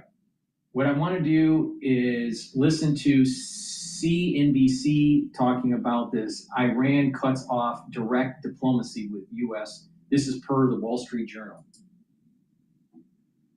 An official who is close to those talks told our colleagues at MS Now that there is no hope anything will be confirmed today following U.S.-Israeli attacks on Iran and Iranian attacks inside Gulf states. It's looking very unlikely, but Pakistan continues to try to push for peace and stability in the region. All of which, guys, leaves it deeply unclear whether a deal remains possible at this point. And it comes, as we know, of at least some increase in escalation overnight. The White House And if we hit, oil is going to go up. All right? Oil is going to go up, but you got to be very careful. You can make money as oil is going up, but it can go down very quickly. So you have to use some risk management, get in, make the money, get out. All right? But I'm telling you how to benefit from the news. Because guess what? Don't you think the war profiteers are doing the same fucking thing? Don't you think that people that actually get ahead in this world, takes a look at surveying the whole landscape and figures out how you can benefit from it, instead of like going, oh, Trump is a war criminal. What? Don't be stupid. God. Been told that Vance is just one U.S. official that's leading those negotiations, along with Steve Witkoff, Jared Kushner as well, but he is at least close to the region, sort of on standby.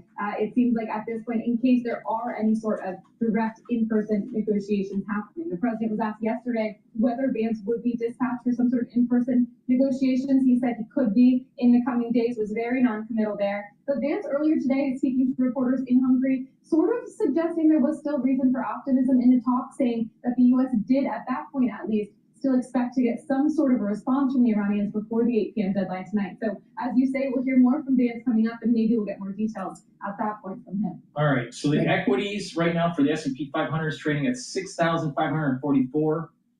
When we start bombing tonight, the futures market is probably going to be testing the 6,450 mark. Don't be fearful, buy. Don't be fearful, buy. All right? I told you how to make money during COVID. I told you how to make money during the tariff issue that we had last year. And I'm telling you how to make money in the equity market now. There's a support level at 6,450 and 6,140. And they're very powerful support levels because those are retracement levels. Don't be fearful. All right?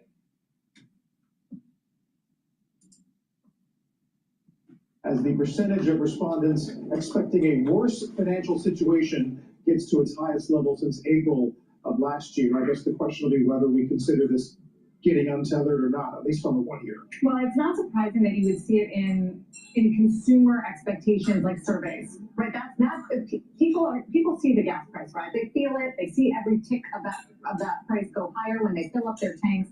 So it's not surprising that we've seen it in consumer confidence numbers, higher expectations of inflation, in the services number of ISM yesterday, where prices paid, which is basically a business survey, rises, and here surveys as well. And we know that the Fed pays attention to these surveys. You don't see it as much in the market-based inflation expectations measures, like the five-year forward, that sort of thing, outside of just the very near term. So it will continue to be a debate at the Fed of how entrenched these expectations are. Now oil futures are at 117.25 and UCO is trading at 42.75.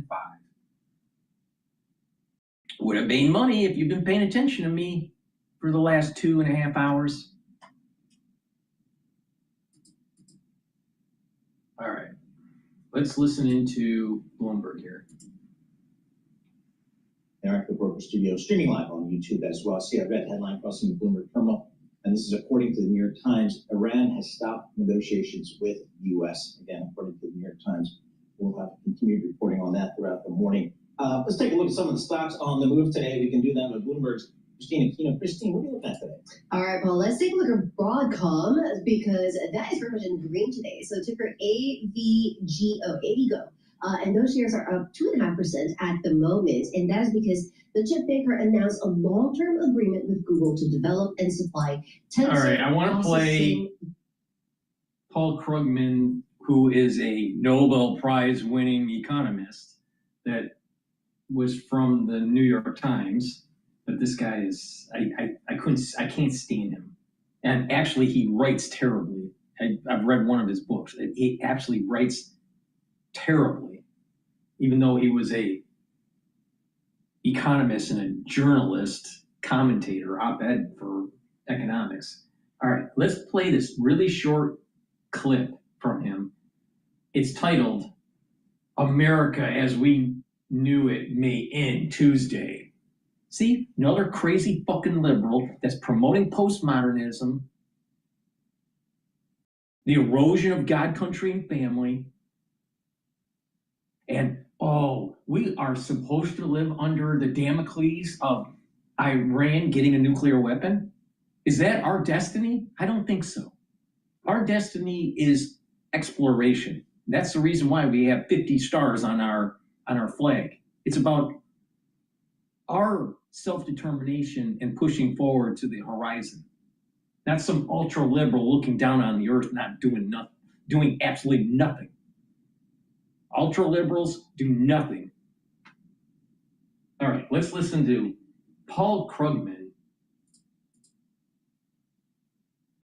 America, the Iranians are not engaging seriously with the United States right now. They are engaging seriously.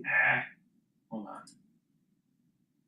I gotta get to it here. History, so I can get back to it. All right, here we go. America, as we knew it, may end Tuesday. Bullshit. Krugman. Hi, I'm Paul Krugman. I'm Paul Krugman, and I got a Nobel Prize, and America's gonna end Tuesday. Really? I don't think so. Just look at Polymarket. I'm pretty sure that people would be betting on this one.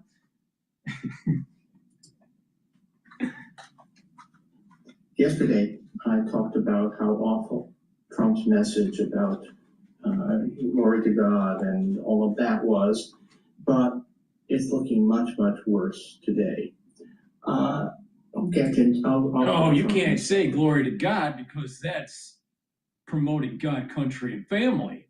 No, in a postmodern world, you gotta be anything goes relativism. The erosion of spirituality. Yeah, that's what a liberal does. That's what a liberal is. This guy it is impossible to understand why he got a Nobel Prize. Just think about, I find myself, let me do a Heather Cockridge in here and talk about history for a second. Think about what Abraham Lincoln, president who was actually winning his war, said in his second inaugural.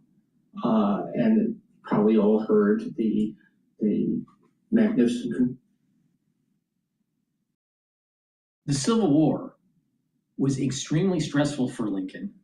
And many a time throughout the 4 years that the war was conducted, the Union was either slightly winning or slightly losing. It wasn't a foregone conclusion that Lincoln was going to win the war, and he had to get rid of so many generals because they weren't doing the job. Until he finally found Sherman and Grant. And what did Sherman do? He burned down Atlanta to force the capitulation of the South. War is hell, but you have to win. So let's listen to the Nobel Prize winning dipshit telling us on what happened during the Civil War. Shit. I have an ancestor that fought in the Civil War. He was at Appomattox. He saw General Lee surrender. Let's listen to the great guy of economics. This guy's a dipshit. Which begins with malice toward none, with charity for all, with firmness in the right as God gives us to see the right. Let us strive on to finish the work we are in. Determination, humility, decency. Now he also gave the go-ahead for Sherman to burn down Atlanta. Don't forget that. Trump's Truth Social post from this morning. This guy's a dipshit. Tuesday will be Power Plant Day and Bridge Day, all wrapped up in one in Iran. There will be nothing like it. Open the fucking straight, you crazy bastards, or you'll be living in hell. Just watch. Praise be to Allah. And so Trump is getting his inner Sherman. He's channeling his inner Sherman. Gerald Sherman. He got the job done.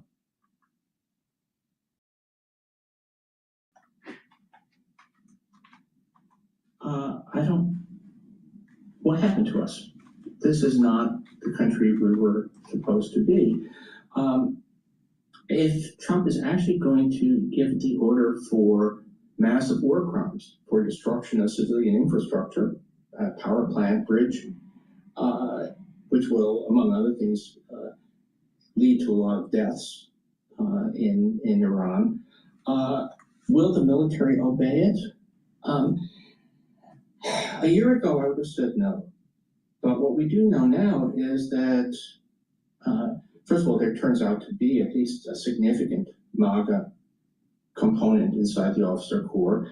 And we know that Pete Hegseth has been systematically corrupting, dismantling the military over the past 14 months. That generals who raise ethical concerns have been fired.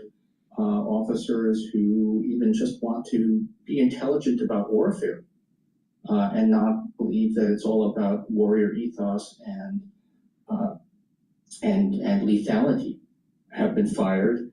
That it's quite possible that there's a component of there's a quorum of officers who will follow instructions to commit war crimes.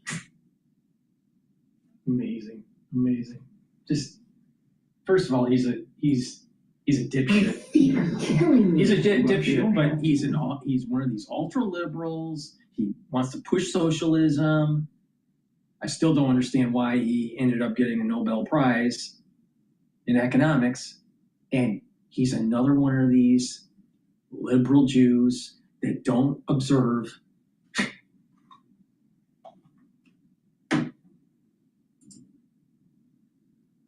Alrighty. Let's listen in to Fox News here.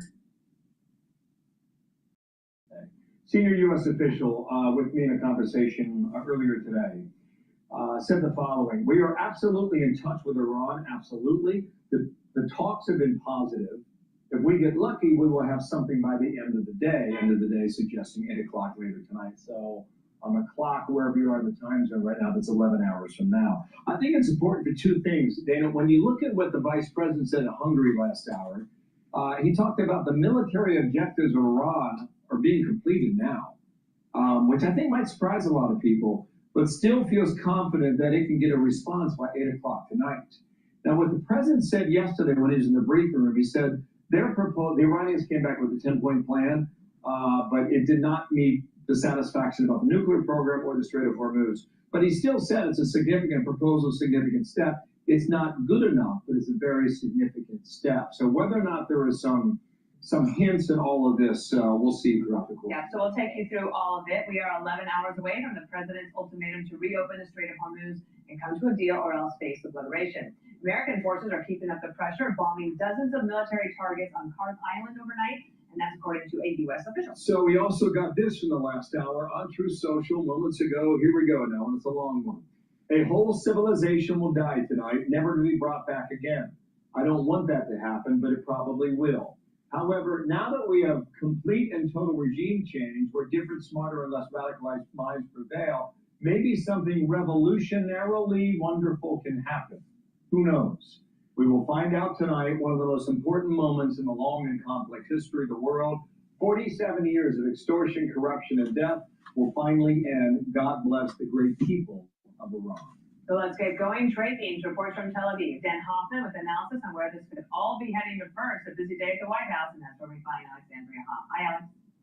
Hi, Dana. Well, there have been very few presidential warnings in history. As sobering as the first 6 words of that Truth Social post, a whole civilization will die tonight. And sobering is the point of this. President Trump saying he is not pushing back this 8 p.m. deadline as he had pushed back deadlines before, that Iran has had more than enough time to come to their senses, to come to a deal and open up the Strait of Hormuz. Speaking from the briefing room podium yesterday, the president said that he still has interest and optimism in coming to a diplomatic resolution. I can tell you they're negotiating, we think, in good faith. We're going to find out. We're getting the help of some incredible countries that want this to be ended because it affects them also. A lot of people are affected by this. But we're giving them till tomorrow, 8 o'clock Eastern. So 8 Time. Eastern, that is 3:30 a.m. Tehran time. The president does not want them to sleep on that deadline. And following through with this threat of decimation to Iranian power plants, that is what is promised here. It's something the president said that he will do if necessary, but doesn't want to, especially if the U.S. has to extend a hand in eventually helping Iran rebuild. I mean, complete demolition by 12 o'clock. And it'll happen over a period of 4 hours if we wanted to. We don't want that to happen. We may even get involved with helping them rebuild their nation.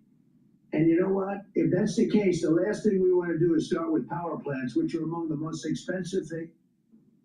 Now, the president yesterday dismissing any criticism that targeting civilian infrastructure would amount to a war crime. He says, given the stakes at hand, that just would not apply. Meanwhile, Iranian officials via state TV are urging young people, civilians in their country, to create these human chains and human shields around power plants.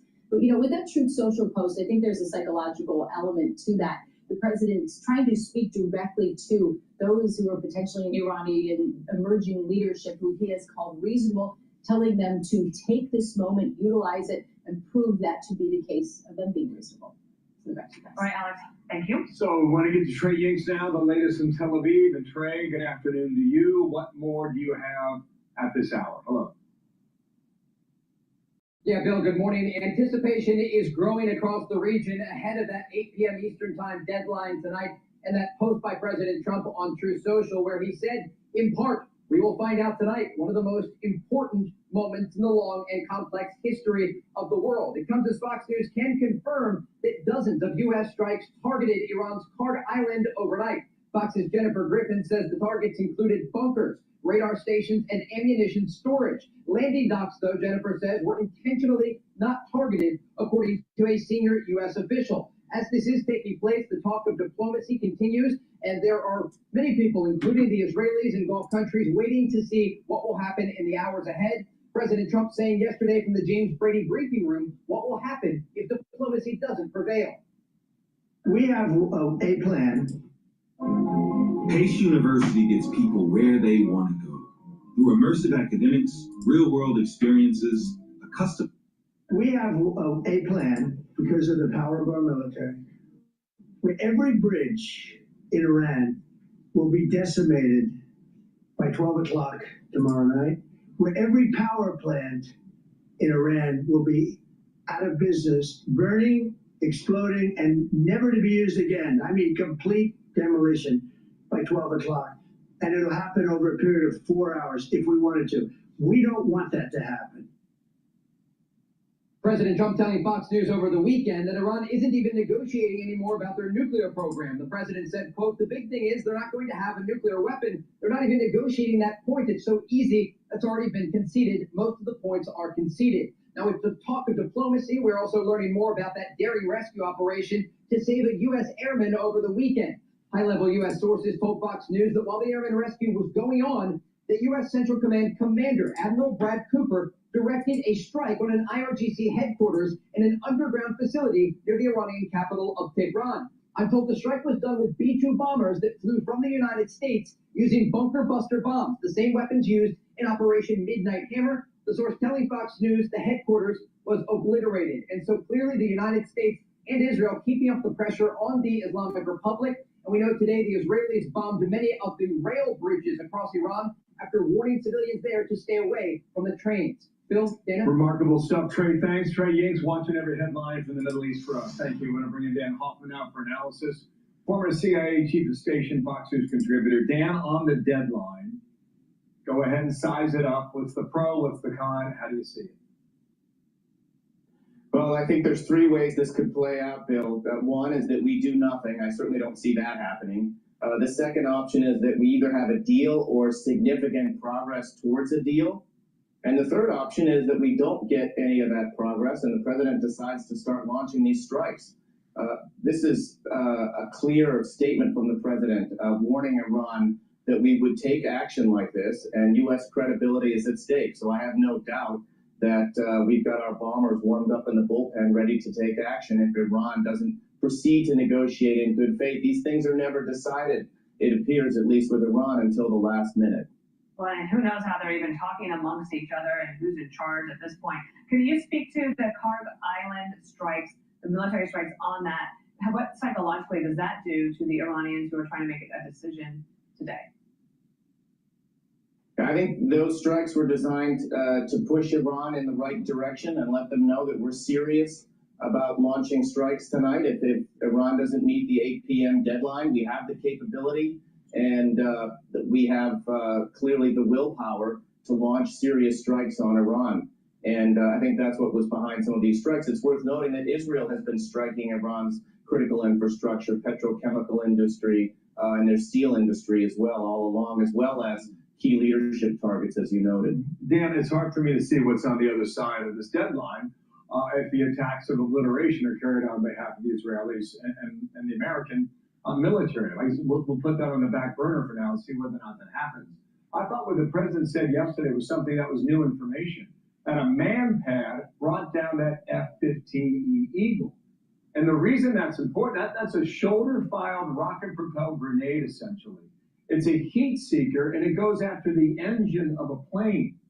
Now, you well know that the CIA developed the Stinger for the Afghan rebels to bring down Soviet helicopters through an 8-year war in Afghanistan and turn the tide against the Soviet Union. I believe this is the first time we've been given an indication that the Iranians have this capacity. What does that mean for our Air Force flying in that theater? Yeah, so listen, I think yesterday's press conference where we saw Director of CIA John Ratcliffe standing beside President Trump was really a window into the extraordinary cooperation we see from the intelligence community, informing the president and other key policymakers so they can make the best decisions. And of course, we saw that with the rescue of our airmen. And then post facto on that strike against the F-15, where did that man-pad come from? The extent to which China or Russia is not just providing Iran with financial assistance, but arming them as well and giving them the intelligence Iran needs to strike our military assets. These are all things that the intelligence community, I think, is very much focused on. In fact, Ratcliffe spoke about the Iranians and how they felt after we rescued our airmen. This was yesterday at the White House.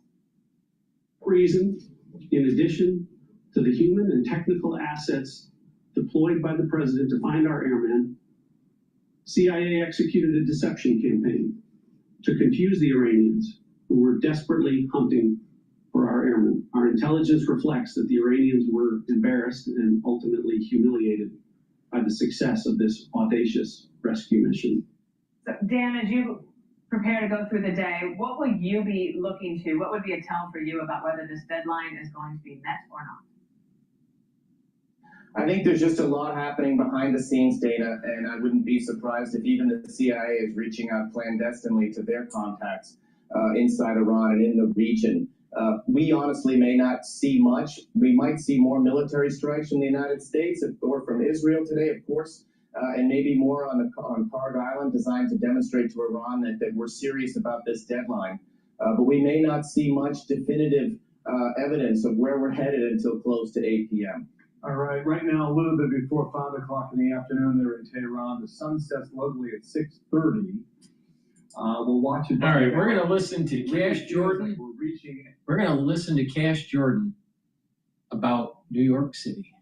But before we do, please go to my store, the-studio-reykjavik.com, and get the heirloom barley. This will help to detoxify your body, bring down inflammation, and soak up free radicals through superoxide dismutase. This will help you to recover after a workout. This will help to boost up your immune system and your endocrine system, help with you if you have inflammation at the joint level. It'll also help with your cardiovascular health and brain function. Bringing down inflammation at the brain level will help to protect your neurons.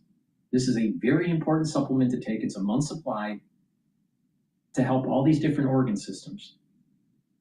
And therefore, you're going to slow down the aging process. You can stack this with Boomer Boost to help to control the A1C levels. You can also stack it with the other supplements that I have, such as C60 and the turmeric, ashwagandha, and lignans, the Max 35, the omega-3, depending on what you want to target. So please go to my store, the-studio-reykjavik.com, and get the heirloom barley. Also, because we are in the allergy season now, you need to get the structural nanosilver lozenges and drops. You can get it in Manuka honey. You can also get it in orange splash. And for the lozenges, or for the drops, you can get it in blueberry, cherry flavor, and also honey and lemon. This will help to neutralize and protect your oral pharynx and maintain the health of your epithelial cells. That's super important. So if you want to help to boost up your immune system and help to neutralize during the cold season and the allergy season, make sure you get the structural nanosilver drops and lozenges. The other lozenges out there that are not structural nanosilver are not as good. Structural nanosilver neutralizes. Super important here. So please go to my store, the-studio-reykjavik.com, and get the lozenges and the drops. All right, Cash Jordan.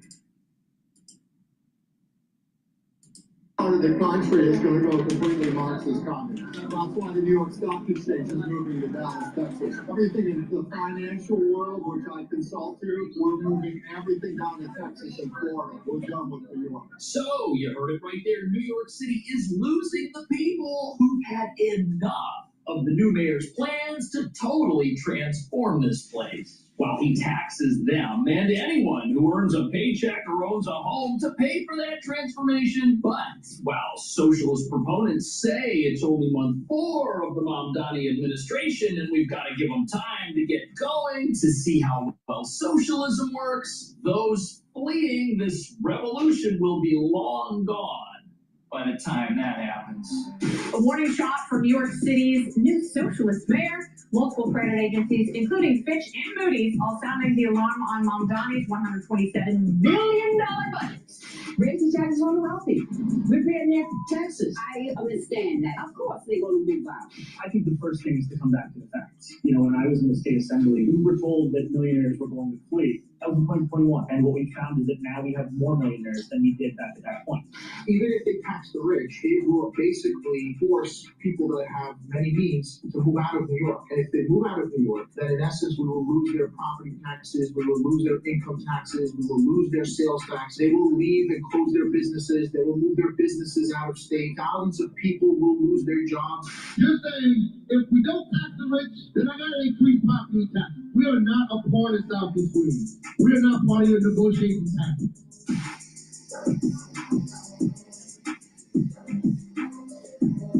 So if you're gonna tax the rich and you're serious about it, you better do it now while they're still around. And what nobody's talking about is the reason New York is going full speed into left field on communism is because nobody running this place thinks the rich are going anywhere. Even though wealth has been packing its bags and getting on buses to Florida and Texas for years, due to a deteriorating quality of life here in New York that extends all the way from our dystopian worst in the nation subway system to crime sprees taking over public shopping centers in the middle of the afternoon. But strap yourself in because the people running New York are of the mindset that the more taxes we have, the more good we can do for the greatest number of people. Besides, if you're a property owner or if you've accumulated anything of note, that's not fair.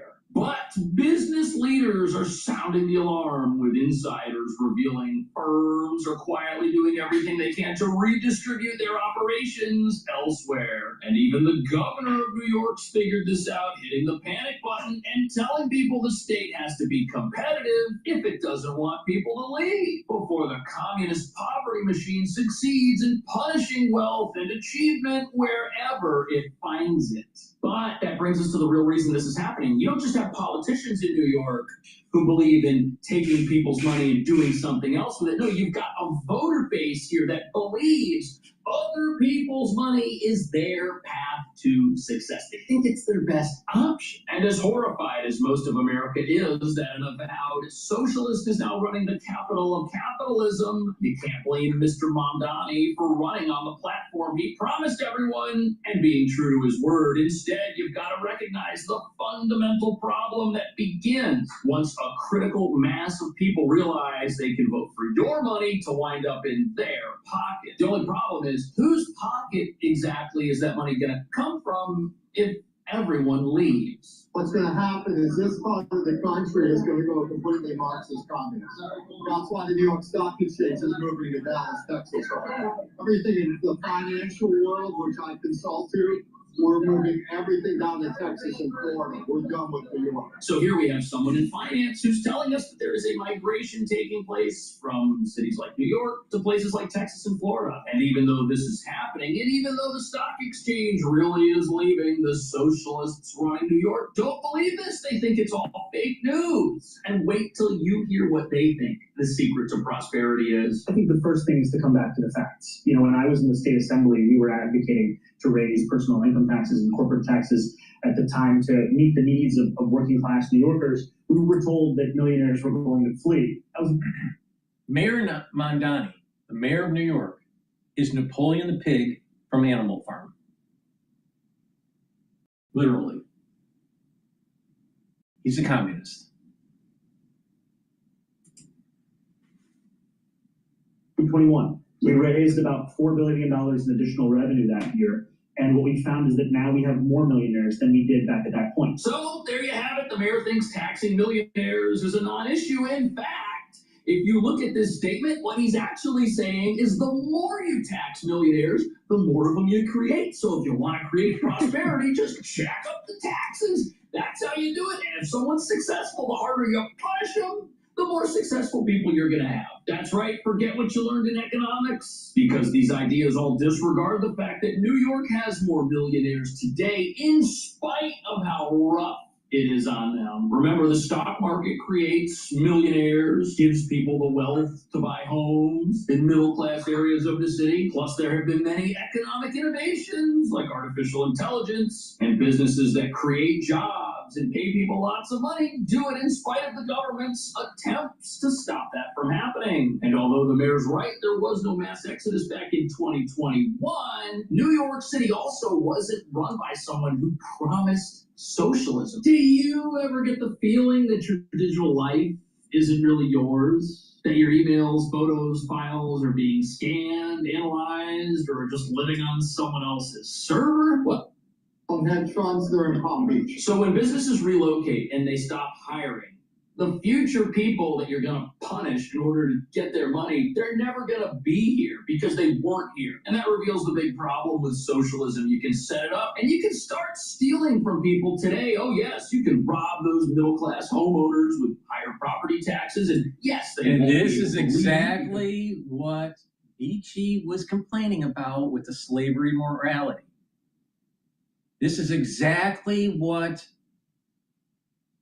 Plato was saying, where if you have a true democracy, not a constitutional republic, but it's just the will of the people, you will eventually move towards socialism.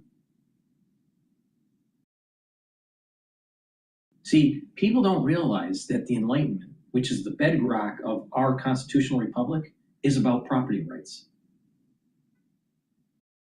Life, liberty, and property. That's the Enlightenment under John Locke. And guess what? Mayor Mondani is not in line with the Enlightenment. He's more in line with the caliphate, actually, and communism. He's aligned with Marxism. And Marxism was about atheism. So that means that Mondani wants to destroy God, country, and family.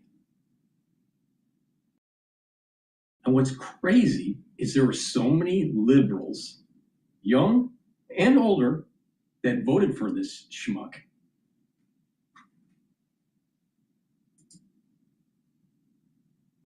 Trapped in their homes, but there are other people who you'll never get the chance to steal from because they aren't coming. And if you get a short-term boost from stealing from your own voters, it's only a matter of time before the money you've got evaporates and then there's nothing left to take, and then the entire city you're running collapses. We've left. I'm the 1%, okay? I'm the 85,000 people that pay all the taxes in New York because our income exceeds $1 million. Well, I left.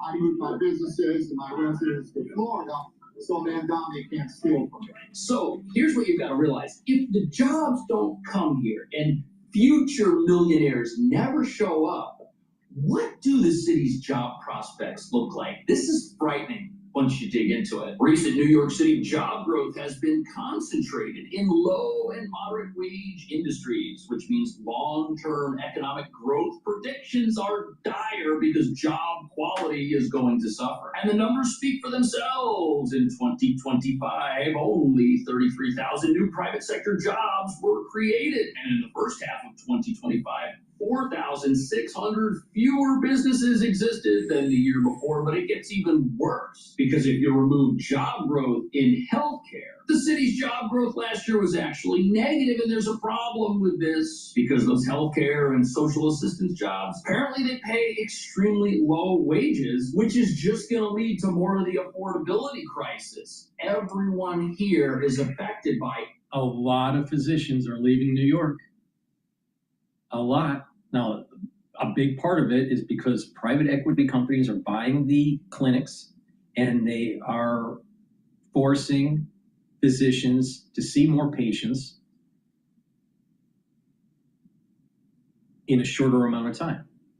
So an average physician now, general physician, is seeing a patient about 7.5 minutes.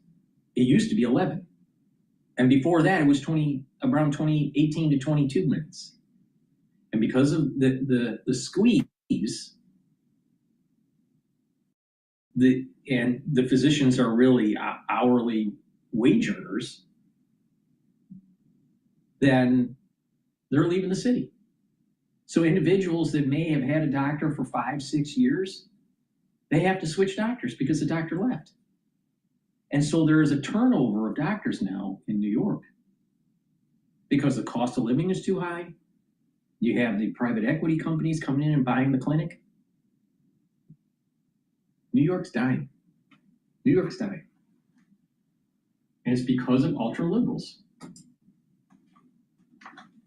Every single day. A warning shot for New York City's new socialist mayor. Multiple credit agencies, including Fitch and Moody's, all sounding the alarm on Mamdani's $127 million budget. It's a big budget. Way, not quite yet, but a very clear warning. Keep going down this road, and it's coming.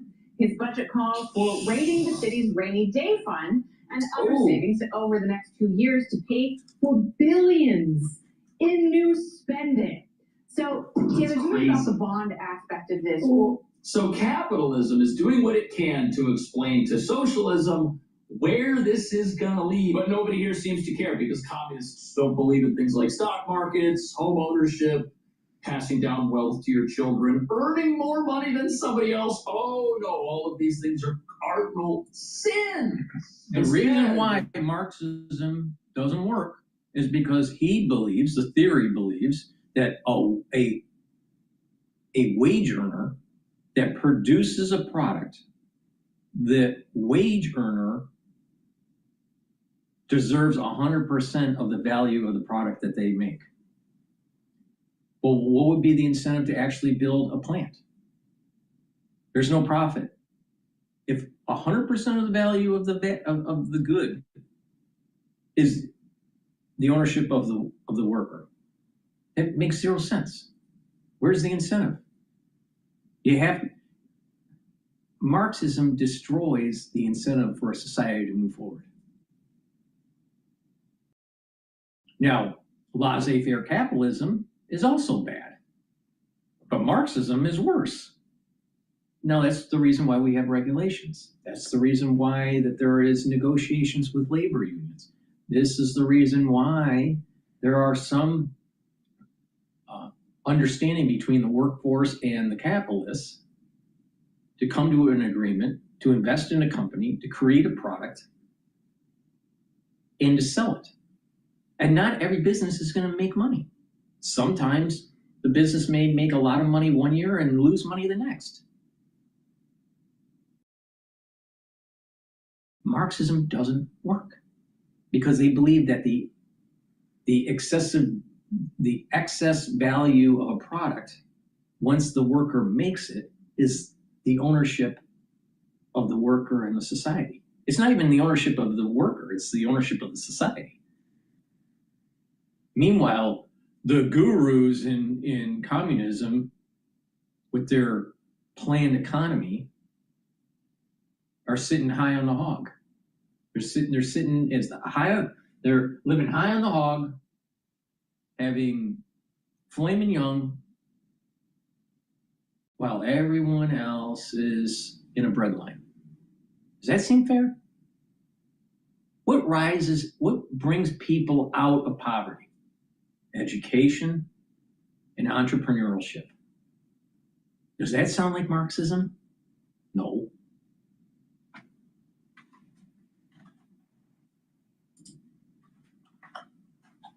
Even if somebody's doing well, they should be punished, because that's how you create more people who are doing well. You see, you steal from those who are doing well, and now everybody's doing well. That's the philosophy behind this. Of course, it doesn't work. Of course, it always runs out of money. And when it runs out of money, instead of saying, hey, gee, we've got the wrong system here. No, they don't say that. Instead, they say, oh, we didn't have enough communism. In a big city like New York. So After a career working for major energy companies, I decided to look into coal.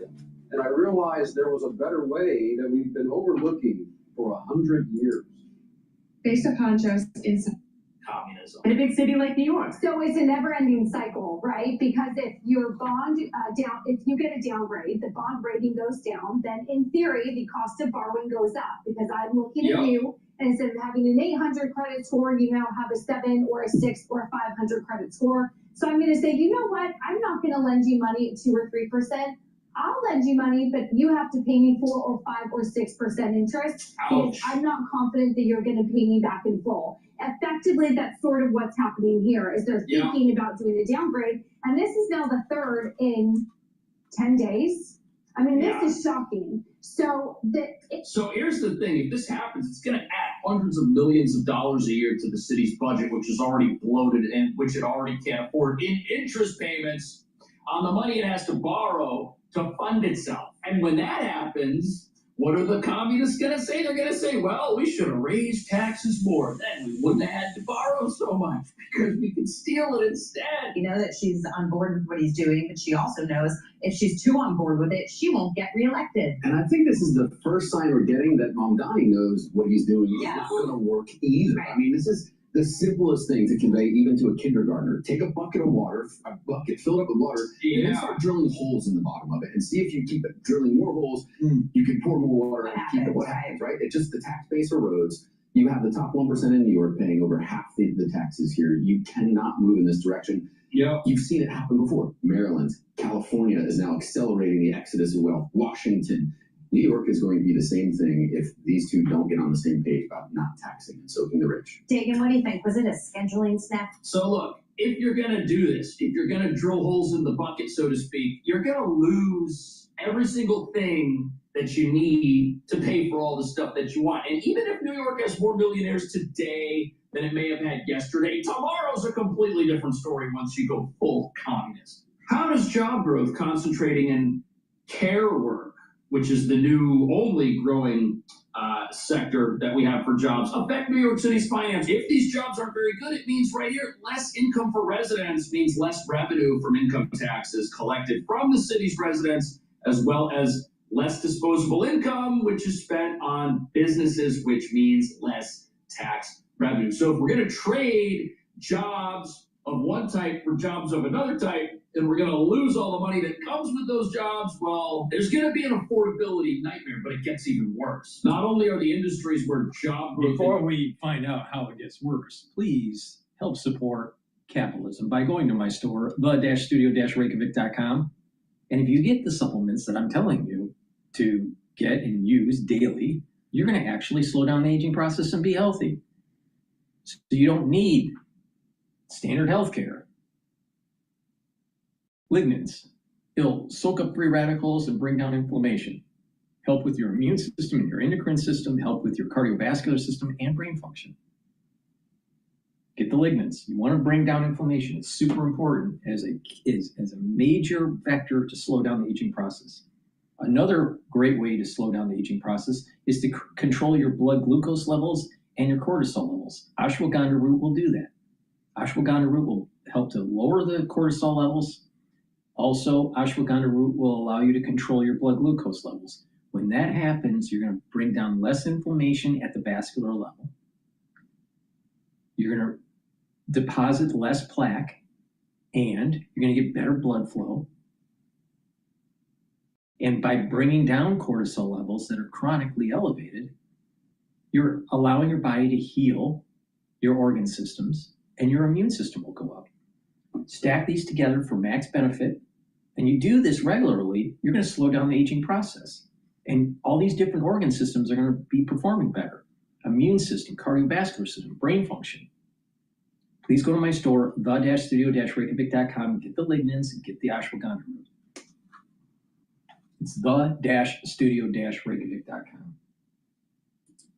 Capitalism.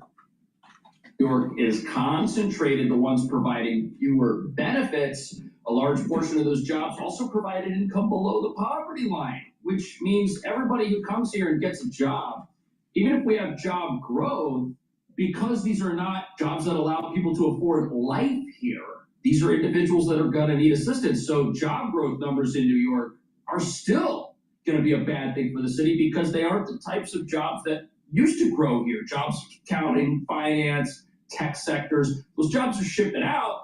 These are the new jobs shipping in. And if everybody who comes here and gets a job still needs government assistance to pay their rent, to buy their food, they're going to need the free grocery stores, we're going to need to expand housing vouchers. It's going to create a sort of doom loop that the city can never get out of while it continues to hammer the people who can't flee fast enough. Including cities. And for a city to compete, of course, it's quality of life, it's your subways, it's your hospitals, but it's also individual taxes, estate taxes, corporate taxes, and it drives people out. So all you have to do is look at California, New York versus Florida, and there's a huge exodus taking place. It's not good for the city, and people just make a mistake of just taxing people, but that's the outcome. And very often people think they're being moral by doing that, but they're not. What they're doing is they're hurting your own city, and unfortunately, people vote with their feet, and so. What do people say when you say to people like Bernie Sanders, who says it every day, 20 times a day, billionaires and millionaires don't pay their fair share? I don't know what he means by fair share. Okay, here's why. He's not being condescending. It's because it's arbitrary. What's fair today, after you steal it and realize it's not enough, becomes unfair, and now you need more. That's how taxing people to pay their fair share works. The fair share number is not set in stone. It's always moving. It's always growing. And whatever people pay, it's not enough because communism always runs out of other people's money. So it's never fair for someone to have more than somebody else. And that's how New York City is being run. The electorate here has been radicalized to believe that the only way they're going to get ahead is if they have what somebody else has. And in a city with low-wage job growth and terrible housing prospects with some of the highest rents in the country, voting for rules or policies that would help somebody get ahead here while making the lives of New Yorkers better are not on the table at all. Voting for laws that would allow more housing to be built in New York City quickly, that would enrich people. You see, that would mean that somebody could come in here and invest money and get rich renting apartments to other people. That would create a millionaire. I've got too many of those. You see, that's the problem. So we don't think like that anymore. Instead, the way we think is that if somebody's successful, that's wrong, and they better make us successful. Front of mind for most is taxes. Left-leaning Democrats, led by New York City Mayor Zohran Mamdani, want to see an increase on income tax of millionaires and on wealthy corporations. Governor Kathy Hochul continues to maintain a tax hike with an increasingly stagnant economy, and as wealthy people are leaving New York is not an option. Her approach has angered the left wing of her party. What person says, I will not negotiate at all raising revenue from the wealthiest New Yorkers who actually have the revenue to spend, but I'm going to harm the people who don't have revenue to spend and have been feeling the brunt of the decisions we made prior.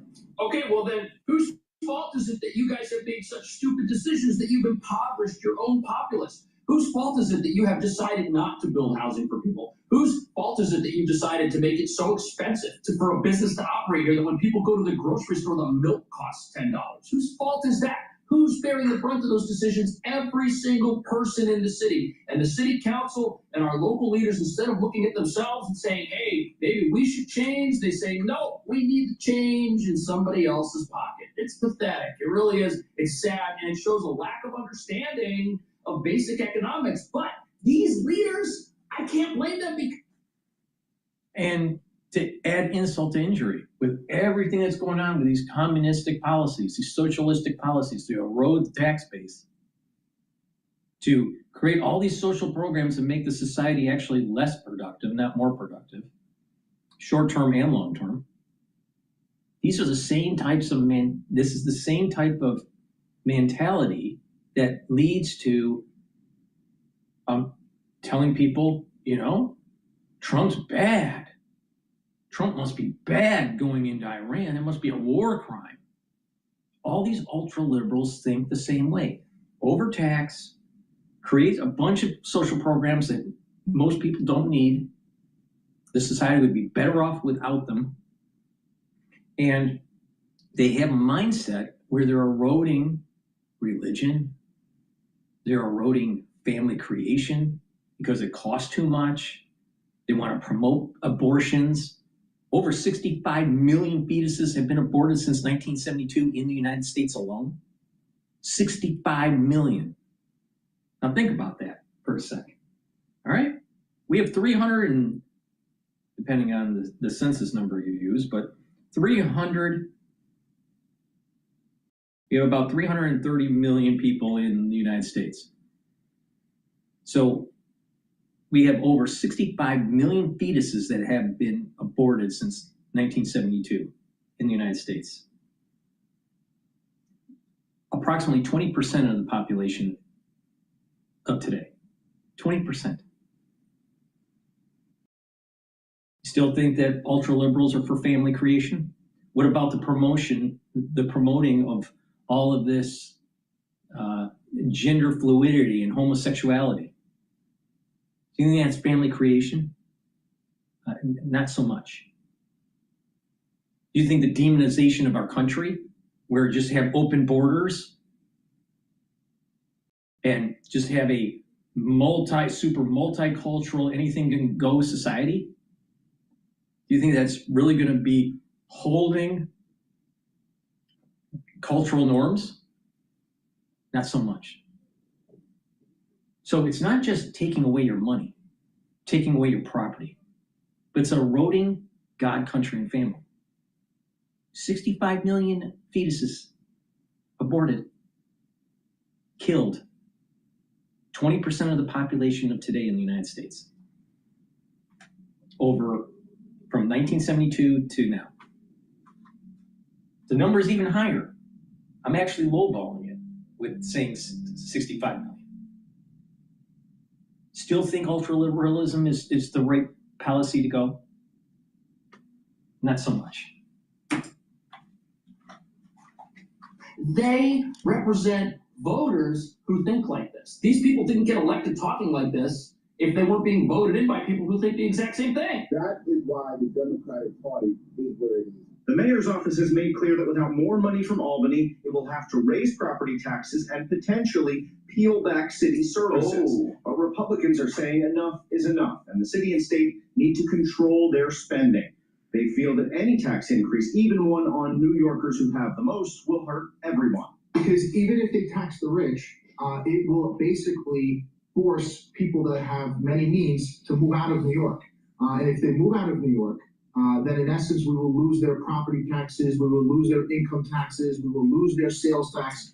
Yeah, all of that's going to happen. Now, I understand that there have been other times in New York City's recent history when people like Mayor Sorhan, Mamdani were in the state assembly, but you've got to understand something. During those periods of time, New York was not run by somebody who promised higher taxes, who promised communism, ran on that and got elected, to people cheering in the streets who are now marching around with Soviet flags. I mean, this is not the New York City that existed when previous tax increases came across. There were people who said, oh, well, I got a tax increase now, but, things could change.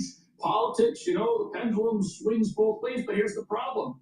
once the pendulum goes far enough to the left, the people that have a problem with that, what do? Do they stick around in a city like New York to be punished? No, they leave. So when the pendulum tries to swing back, it doesn't have as much leverage because the voters that oppose the policies that brought about the higher taxes, well, they're not around to oppose them anymore. So as things go left, they get progressively more entrenched in this mindset that other people's money is the only pathway to prosperity in the capital of capitalism. What do you think about that? I'll see you in the next video. All right, we're going to play another Mad Cow video to prove my point about ultra-socialism destroying America. All right? But before we do, let me just plug the probiotics that I have. You can get the probiotic either in a powder form or a VeggieCap form. By taking either one every day, you're going to improve your gut biome, allow for your nutrients to be absorbed properly, reduce leaky gut syndrome, reduce the chances of having allergies. Also, by reducing leaky gut syndrome, you're reducing having inflammation at the brain level. All right, because there's a communication between your gut and your brain through the blood-brain barrier. If your vascular system is disturbed and inflamed, it can leak into the brain. So having a good gut biome is really important, even for brain health. You'll also be able to sleep better. Your skin will improve, and you'll have better metabolism. So please go to my store and get the powdered version of the probiotic or the VeggieCap version of the probiotic. But take it every day, drink it with filtered water, super important. Good gut health is a foundation for slowing down the aging process and improving your health. All right, now this is Mad Cow, all right, from MS Now. Now, Mad Cow, what is she? She's a lesbian. She's an ultra-liberal. She's a socialist. She hates Trump. So let me think about this. Do you think that she's for family creation? No. She's for abortion. She's for killing fetuses. Is she for God? Not so much. And what about country? Do you think that she really cares about the country? I don't think so. Doesn't seem like it. So you still think that ultra-liberals are good for this country? You think ultra-liberals actually make the country more productive? She sits on her ass telling the American public on how to run their life, just like a good communist.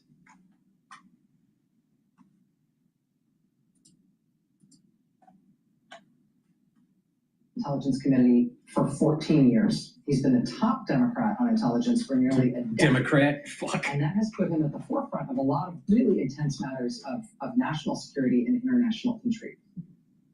And that is why it is striking to see somebody like Senator Mark Warner now come out in the middle of this war and send a flag up a very different pole. This is the warning that Senator Warner has just hoisted. Trump is trying to override our voting system. Trump is trying to override the voting system. But yeah, you know, that jump diffusion in 2020 with the Dominion voting machines, that wasn't nefarious. No, not at all. Statistically, it's impossible for that to happen, but the Democrats say that everything was kosher. Oh, by the way, the jump diffusion also happened in Venezuela with voting machines. Amazing how that works. Fuck. Longer the most pressing danger to our elections, it's increasingly evident that the greatest threat now comes from inside our own government. For months, President Trump has made his intentions clear. He's called for the federal government to take over elections, impose national rules, and override state authority. Now we're beginning to see how he may plan to do this. Allies of Trump's working in coordination with people close to the White House have circulated a draft executive order that would declare a national emergency based on false claims of foreign interference in the 2020 election. That declaration would be used to unlock sweeping presidential powers over how Americans vote. The proposal would allow the federal government to bar widely used voting methods, including mail, It would force Americans to re-register to vote on short notice. It would require proof of citizenship. It would insert federal agencies into the voter verification process in novel ways. It would attempt to override the constitutional role of states in administering elections. Senator Warner says, quote, "There is no legitimate basis for such an emergency." That is not the point. The point is that the Trump administration could manufacture an impression of an emergency, creating a pretext for intervention. Joining us now is Senator Mark Warner, the top Democrat on the Senate Intelligence Committee. Senator, I'm really pleased to have you with us tonight. Thank you very much for making the time. Thank you, Rachel. I'm struck by, as I said, you sort of hoisting this warning right now in the middle of so many overlapping crises that we are having, including the multiple crises surrounding this war in Iran.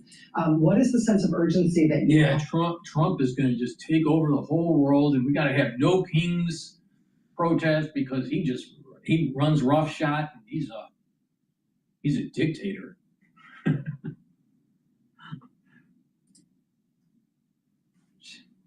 About raising this alarm right now? Well, first of all, Rachel, I wish I could rebut what you said about the cybersecurity threats, the war, or the detention centers, but you were right on all of those. A year ago, people would say to me, "Hey, Senator, do you think there's going to be free elections in 26 and 28? And I kind of blew it off. A year later, I'm terrified that this administration is going to try to create some incident that can allow federal intervention. You know, we've seen the president already say he wants the feds to take over, or Republicans to take over elections. We've heard his former Secretary of National Homeland Security say we want the white people to vote for the white people. We have seen, this executive order. Yeah, I'm sure I'm sure the policy stated Republicans controlling the voting system. See, this is classic liberal bullshit from the Democrats. They frame it to scare the people that are watching, the few people that are watching MS Now, to scare them. A lot of them are elderly, so, they don't know any better. And they get, oh my God, Trump's doing that. Yeah, I'm sure the executive order said Republicans are going to control the votes. See, this is classic misrepresentation of what's happening. What about all the nefarious things that have been happening, not just in 2020, but in other elections? And, oh, by the way, we still don't fully understand the assassination attempts on Trump. I'm just saying, the Democratic Party has a tendency to do things illegally.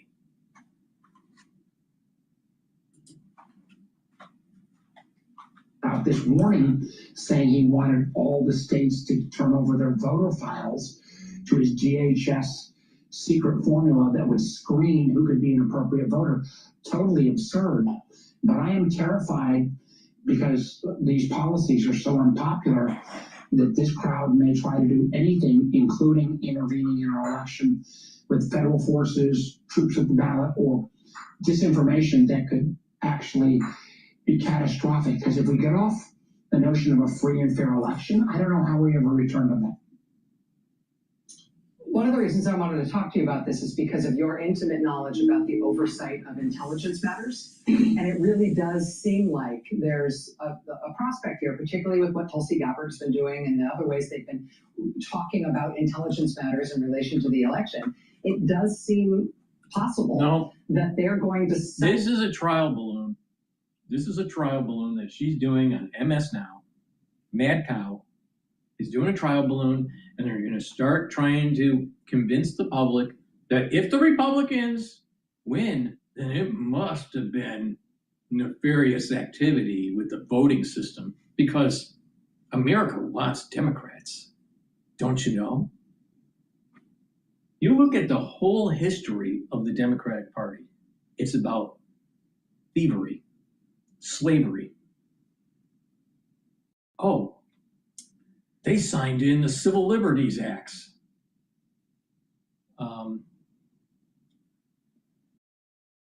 Do you really think that they are really for civil liberties, and they want to keep blacks on the urban plantation and vote Democrat. Nothing's changed with the Democrats since the KKK. Nothing. Except you got more lesbians.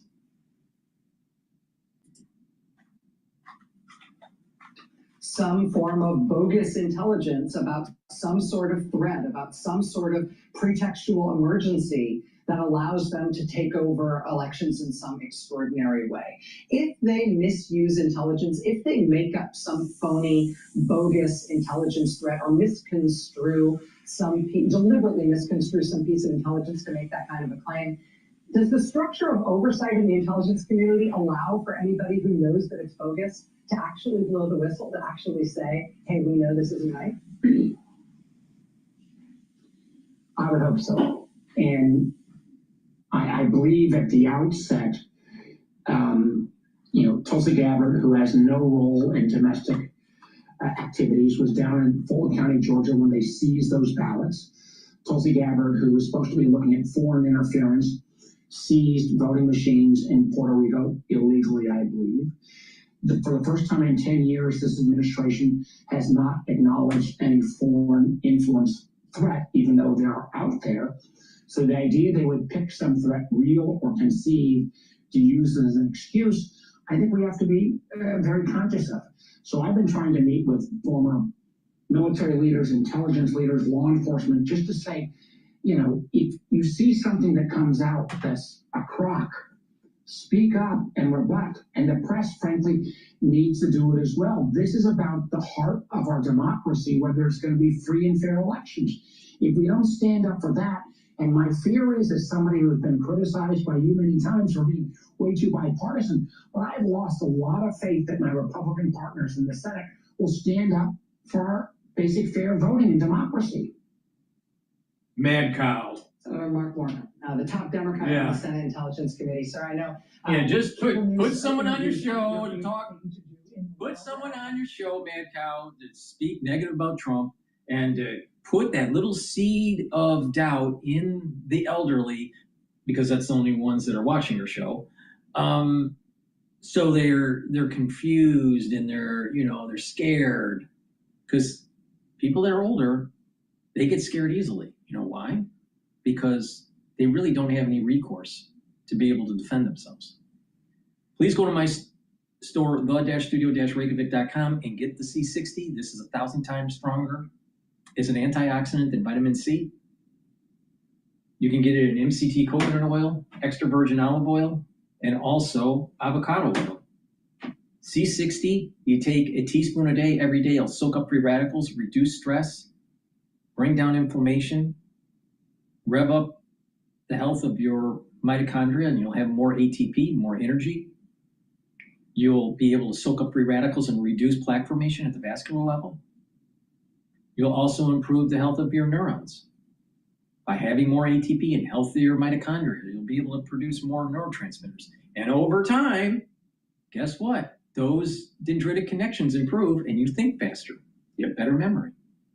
You have better blood flow to help with the health of your neurons. Your endocrine system and your immune system will be boosted up. You can get it in a 2 ounce, a 4 ounce, or an 8 ounce configuration. So please go to my store, the-studio-reykjavik.com.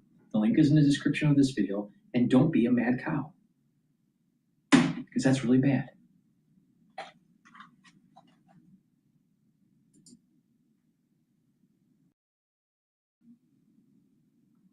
All right, BBC, 12 minutes ago.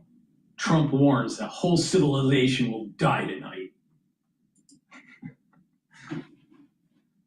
The Iranian Revolutionary Guard Corps has warned they would retaliate beyond the Middle East and deprive Washington and its allies of oil and gas if the United States cross what it called red lines.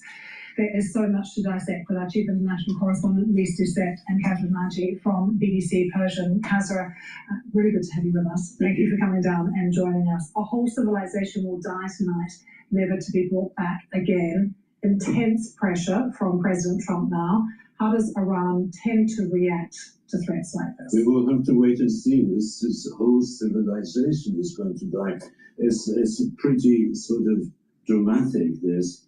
And obviously, a lot of Iranians are very concerned that what might happen tonight after this deadline is over, praying that there will be some kind of a deal beforehand. There are signs that things might be moving in that direction. There are Iranian ambassador in Islamabad has been tweeting positively, saying that these talks are at a critical and sensitive stage, as he puts it. So there are diplomatic efforts by the Pakistanis to mediate, and others, I must say. But for the moment, there seems to be something moving. Maybe, hopefully, something will come out. And in fact, what President Trump is saying is basically he's hoping that something will, in fact, happen on the diplomatic front in the next few hours before the 8 o'clock deadline that he has set. Please, your thoughts on this comment, a whole civilization will die tonight, and also the fact that he keeps talking, President Trump, about what he calls a complete and total regime change, which is not the case in Iran. President Trump keeps ramping up the rhetoric, seeming to confirm that he has this idea that if he scares Iran enough in its leadership, if the threats get louder and louder, that Iran will eventually buckle. He doesn't seem to have anyone around him, which makes it clear that Iran will not buckle under these threats. It's watching this as the world is shocked by some of his statements, which at the very least are violations of international humanitarian law, and if carried out are possible war crimes. Those more experienced negotiators would say that if he really did want to make progress in negotiations, if he was really serious about it, he would quietly move away military assets away from the region to send a signal to Iran that he wants serious negotiations and that he's not really bent on escalation and using this all as a subterfuge, as he did in June 2025 and as he did in February. There are other ways that President Trump could act as the U.S. President and Commander-in-Chief to get Iran to change its behavior, to get Iran to try to show flexibility on its side. But by using the language of surrender and by giving documents the 15-point plan, which is akin to a surrender document, that's not the way to negotiate. Well, President Trump was asked about his deal yesterday. What did he say? I want a deal that's acceptable to me. That is never going to work as a negotiating stance, and it just underlines not just his fundamental misunderstanding of Iran, but never mind that he wrote a book, The Art of the Deal, that a fundamental misunderstanding of how to conduct negotiations. I've just been sent a tweet from Mr. Pezeshkian, the president. More than 14 million proud Iranians have so far registered to sacrifice their lives to defend Iran. I too have been and will remain devoted to giving my life for Iran. So, Cottrell, that's the first bit of official response we've had, I think, to what President Trump has had to say. Yes, and obviously the Iranians think that they have the upper hand in this war.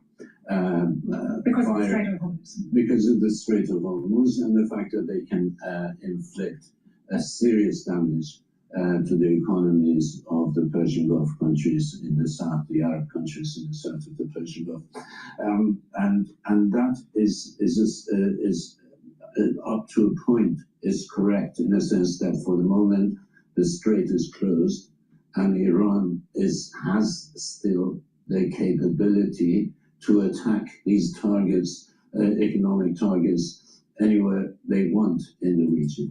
And don't forget, they're the ones that started this bullshit. They funded the terrorism in the region.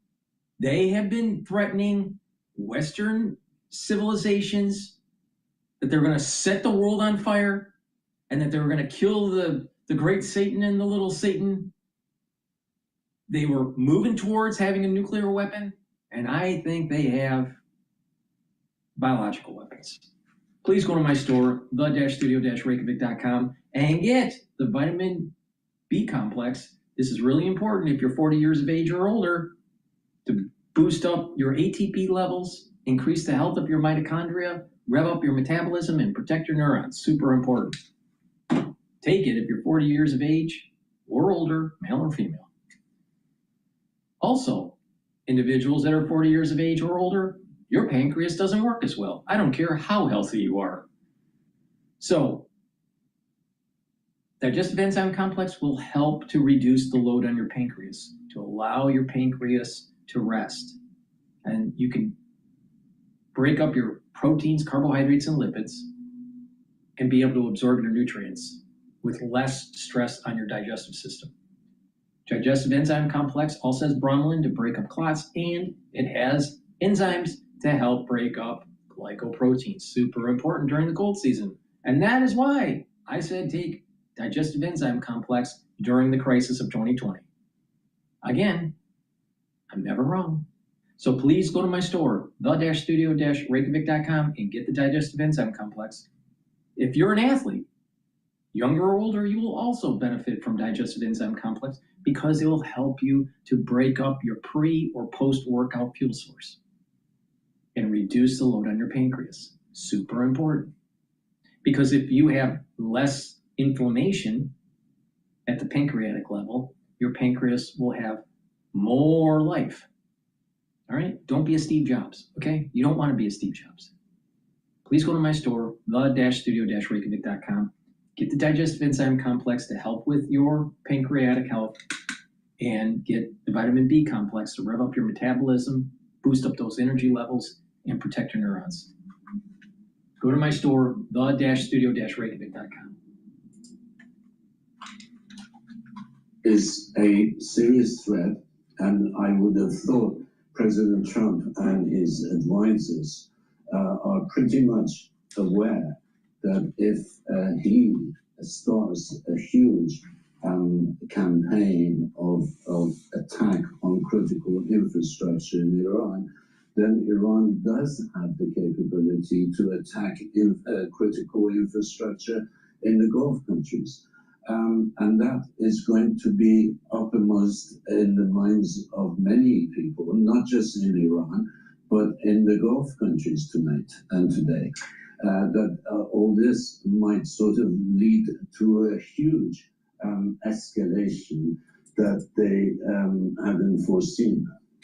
This tweet from Mr. Pezeshkian doesn't suggest, though, that he's prepared in any way to compromise. And responding to President Trump's comment saying more than 14 million proud Iranians have so far registered to sacrifice their lives to defend Iran.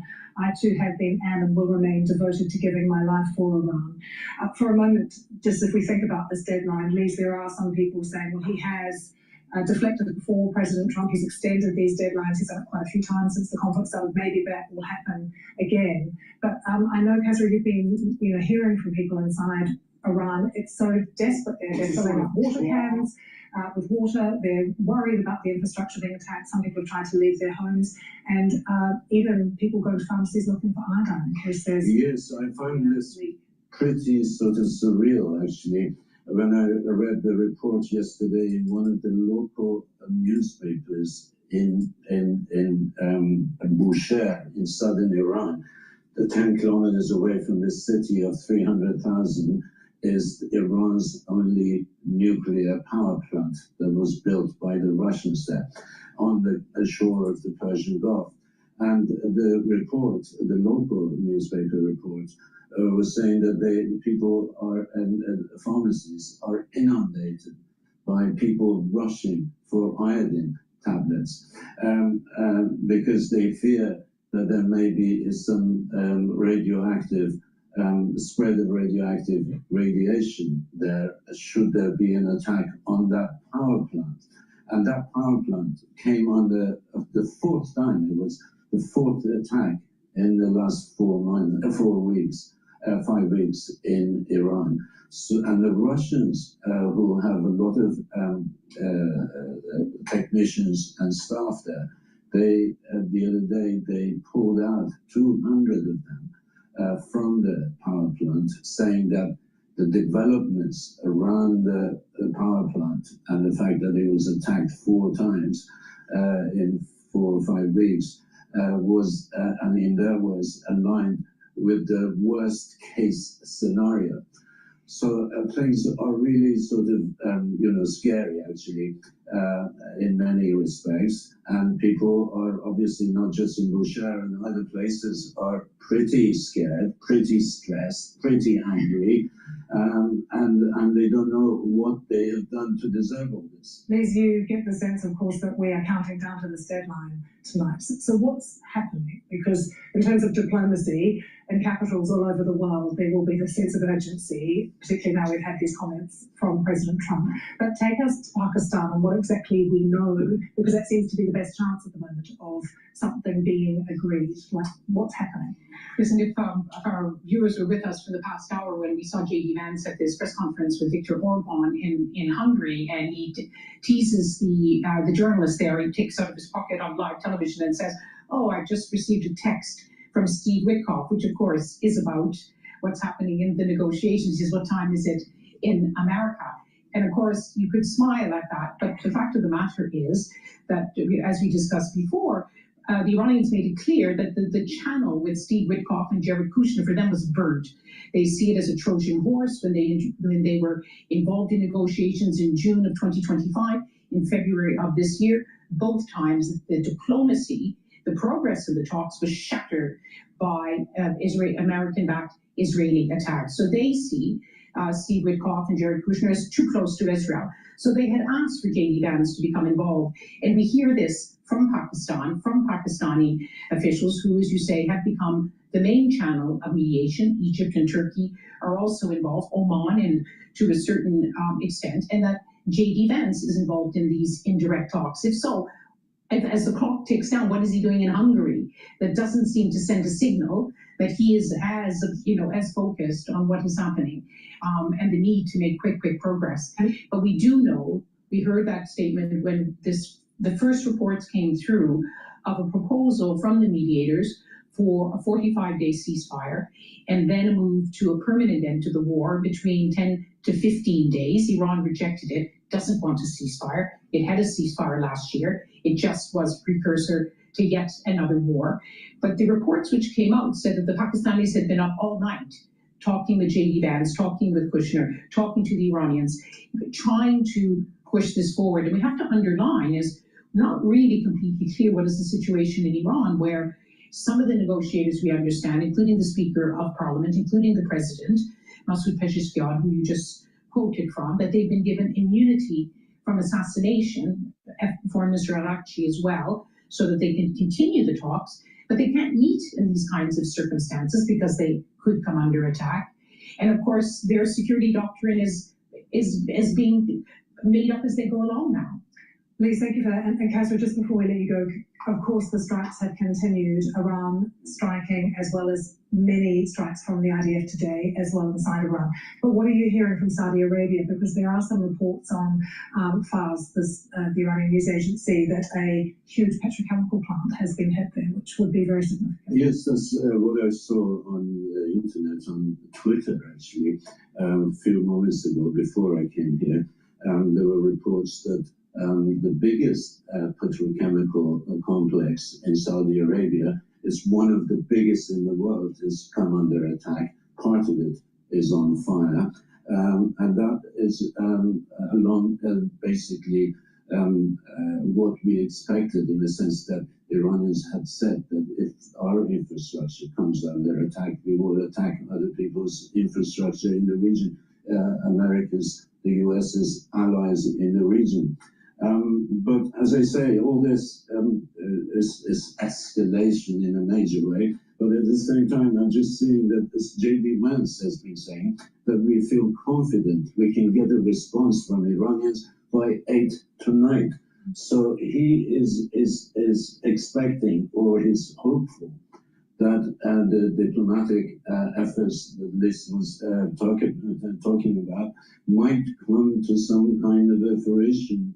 But we just have to wait and see, really, whether something decent is going to come out of this. It doesn't look like it. Well, I have to just say, we've just got a senior source close to Reuters. It's just come through in the past 10 seconds or so, saying there are no negotiations with the US. This is a senior Iranian source. no negotiations with the US, which wants Iran to surrender under pressure. So we will continue the discussions as this deadline moves. The Iranian ambassador in Israel. Right now, the oil futures are trading at just below 115, but it is lunchtime, and usually lunchtime liquidity starts to drop a little bit. So we'll see when lunchtime ends at about 1 to 1:30. I suspect that oil will continue to go up, especially with individuals trying to position themselves before the strike that will happen most likely tonight.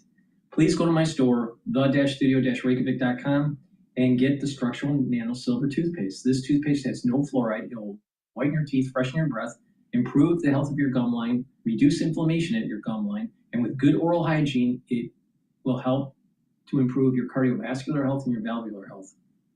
In addition, structural nano silver toothpaste will neutralize. This is why it's super important to use it every day, but especially during the cold season.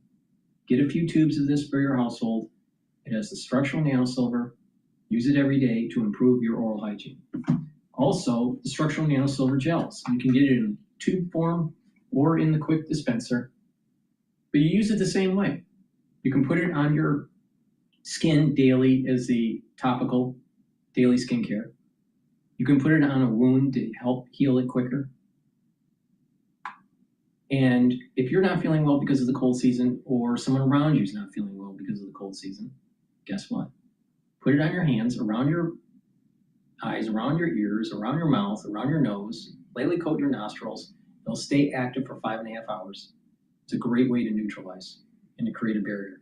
So please go to my store, the-studio-reykjavik.com, and get the structural nano silver gels that are dual purpose. Have some at work, have some at home. You never know when you need them. Please go to my store, the-studio-reykjavik.com. Alrighty. Let's continue on.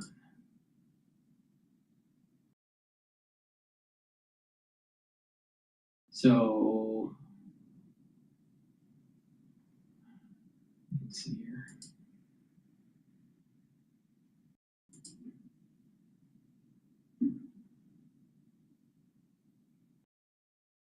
I wanted to take a look at Bloomberg. Where are they talking on Bloomberg?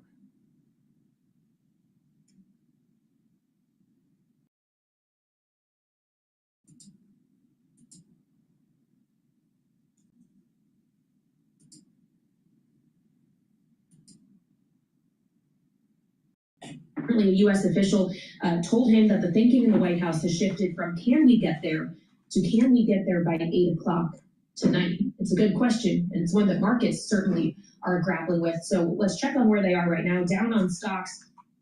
Interestingly, oil not seeing as much movement as you might expect with this kind of threat out there in the universe. So we turn to Christine Aquino, Bloomberg Managing Editor for Markets Live now. Christine, this is a market that has in many ways been conditioned to President Trump backing down from threats. That's why the taco trade continues to kind of return to the narratives. When you look at the market today, are you seeing a market that may be expecting that outcome?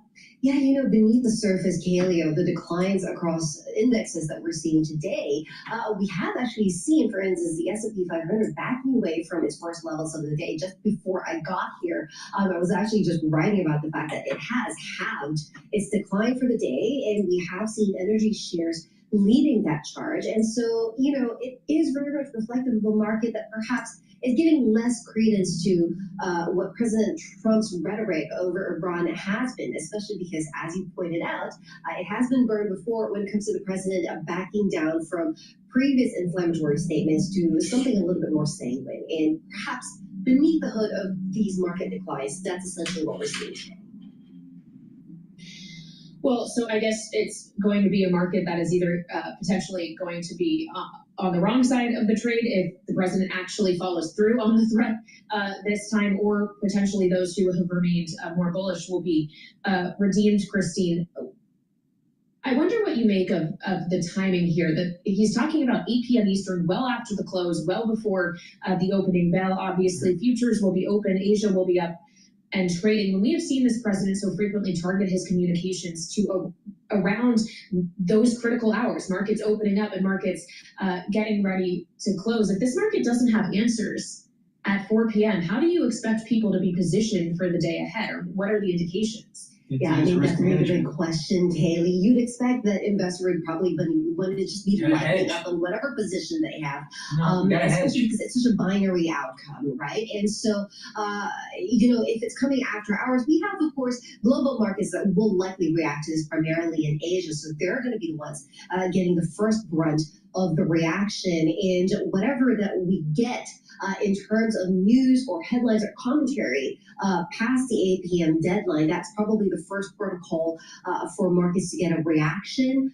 What has prevailed throughout this whole back and forth between the U.S. and Iran in terms of the rhetoric is this sort of calendar effect that we've seen in U.S. equities, where we've seen stocks start the week one direction. This week it was a positive start of the week, and then that direction kind of backtrack and reverse on itself as the week goes on. And we're seeing that today, of course, with the declines. And so I wonder if that kind of does prevail this week, regardless of the outcome that we've seen, just because it is increasingly a market where traders don't want to be exposed to risk heading into a weekend. Well, and how much does traders' expectations of the reaction function of policymakers factor into that as well, Christine? We had the New York Fed President John Williams sitting down with Bloomberg's Michael McKee today, saying that he doesn't think the inflation story changes very much, even in light of this war. Is that ultimately what may matter the most? Yeah, absolutely. Yeah. I mean, it is still kind of one of the more tradable aspects of this story and this narrative, right? The eventual impact of higher oil prices on inflation and what that means for rates moving forward. Now, we've heard Federal Reserve officials, including Jerome Powell himself, downplaying the inflationary impact of higher oil prices, saying that it is transitory. But I would remind you and our listeners, Kaylee, that we've heard this tune before in 2022, and we've seen some measures of inflation and survey data getting back to those 2022 levels. And so we might be seeing or hearing a different tune from policymakers when they meet next toward the end of this month.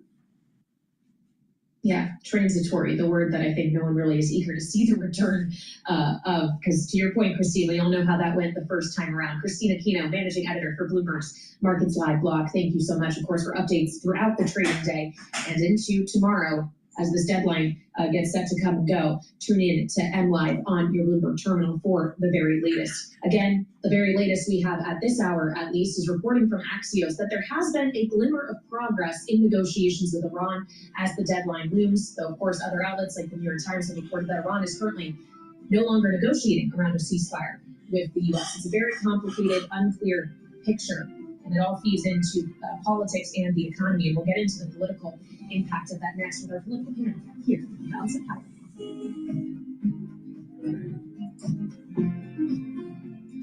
Please go to my store, the-studio-reykjavik.com, and get the olive leaf extract. This is dual purpose. It's going to help to boost up your immune system and help with your cardiovascular system. How does it work? Thank you for asking. It brings down the inflammation, and it helps you to control your lipid profile. It helps to bring down LDL levels and increase your HDL levels. And by doing that at the vascular level, you're reducing plaque formation. And by bringing down systemic inflammation, you're boosting up your immune system. So please go to my store and get the olive leaf extract. Omega-3. Omega-3 will also help with cardiovascular health. It brings down inflammation at the vascular level, and it helps you to control your lipid profile. Stack them together. It's a powerful stack. Please go to my store, the-studio-reykjavik.com. Use discount 5, all caps, discount the number 5, get $5 off. Click the link in the description, go to my website, the-studio-reykjavik.com. And if you like the work that I do, all these videos are for free, all right? Please help support by being a paid member on Patreon, or you can donate on my website. You can donate through Stripe, PayPal, or buy me a coffee.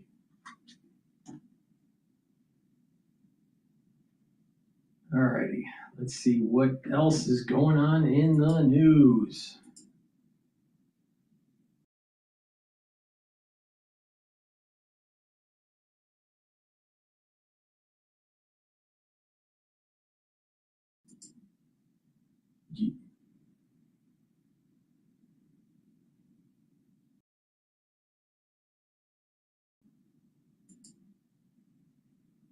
More ways to take. Search zero with the next. Thank you very much. With the clock ticking towards his 8 p.m. deadline, President Trump warning Iran must strike a deal now, calling on the country to end the war by tonight or face dire consequences. I mean, complete demolition. It'll happen over a period of 4 hours if we wanted to. The president elaborating on his profane Easter Sunday post threatening to destroy Iran's infrastructure. Because of the power of our military. Where every bridge in Iran will be decimated, where every power plant in Iran will be out of business, burning, exploding, and never to be used again. Some Democrats say making good on those threats crosses a major red line. He's definitely threatening a war crime against the people of Iran. But the president doesn't see it that way. No.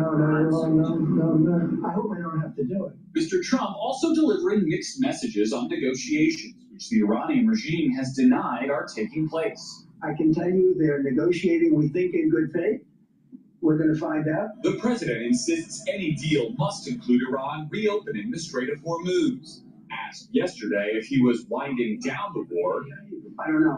I can't. It depends what they do. This is a critical period. The president and his top aides also touting the daring rescue of 2 American airmen whose F-15E was shot down by a shoulder-fired missile in Iran last week. The pilot was located first, with U.S. aircraft flying 7 hours to rescue him.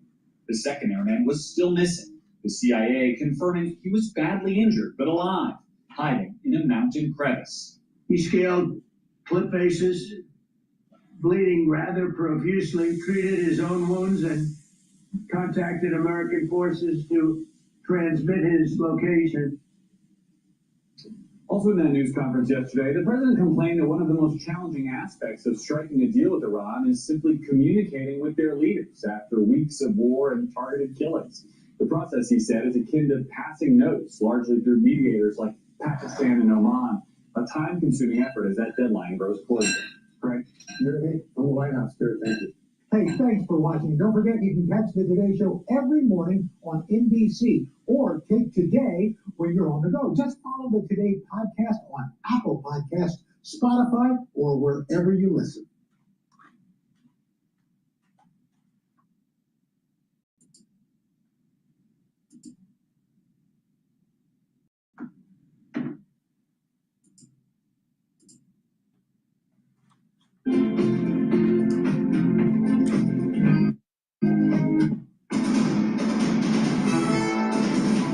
$12.40 on Wall Street. I'm Amy Morris. Stocks now paring back some of those losses. Brent crude giving back some of its gains. We check the market all day long. Here at Bloomberg, the S&P 500 down about 0.5%. NASDAQ down 0.6%.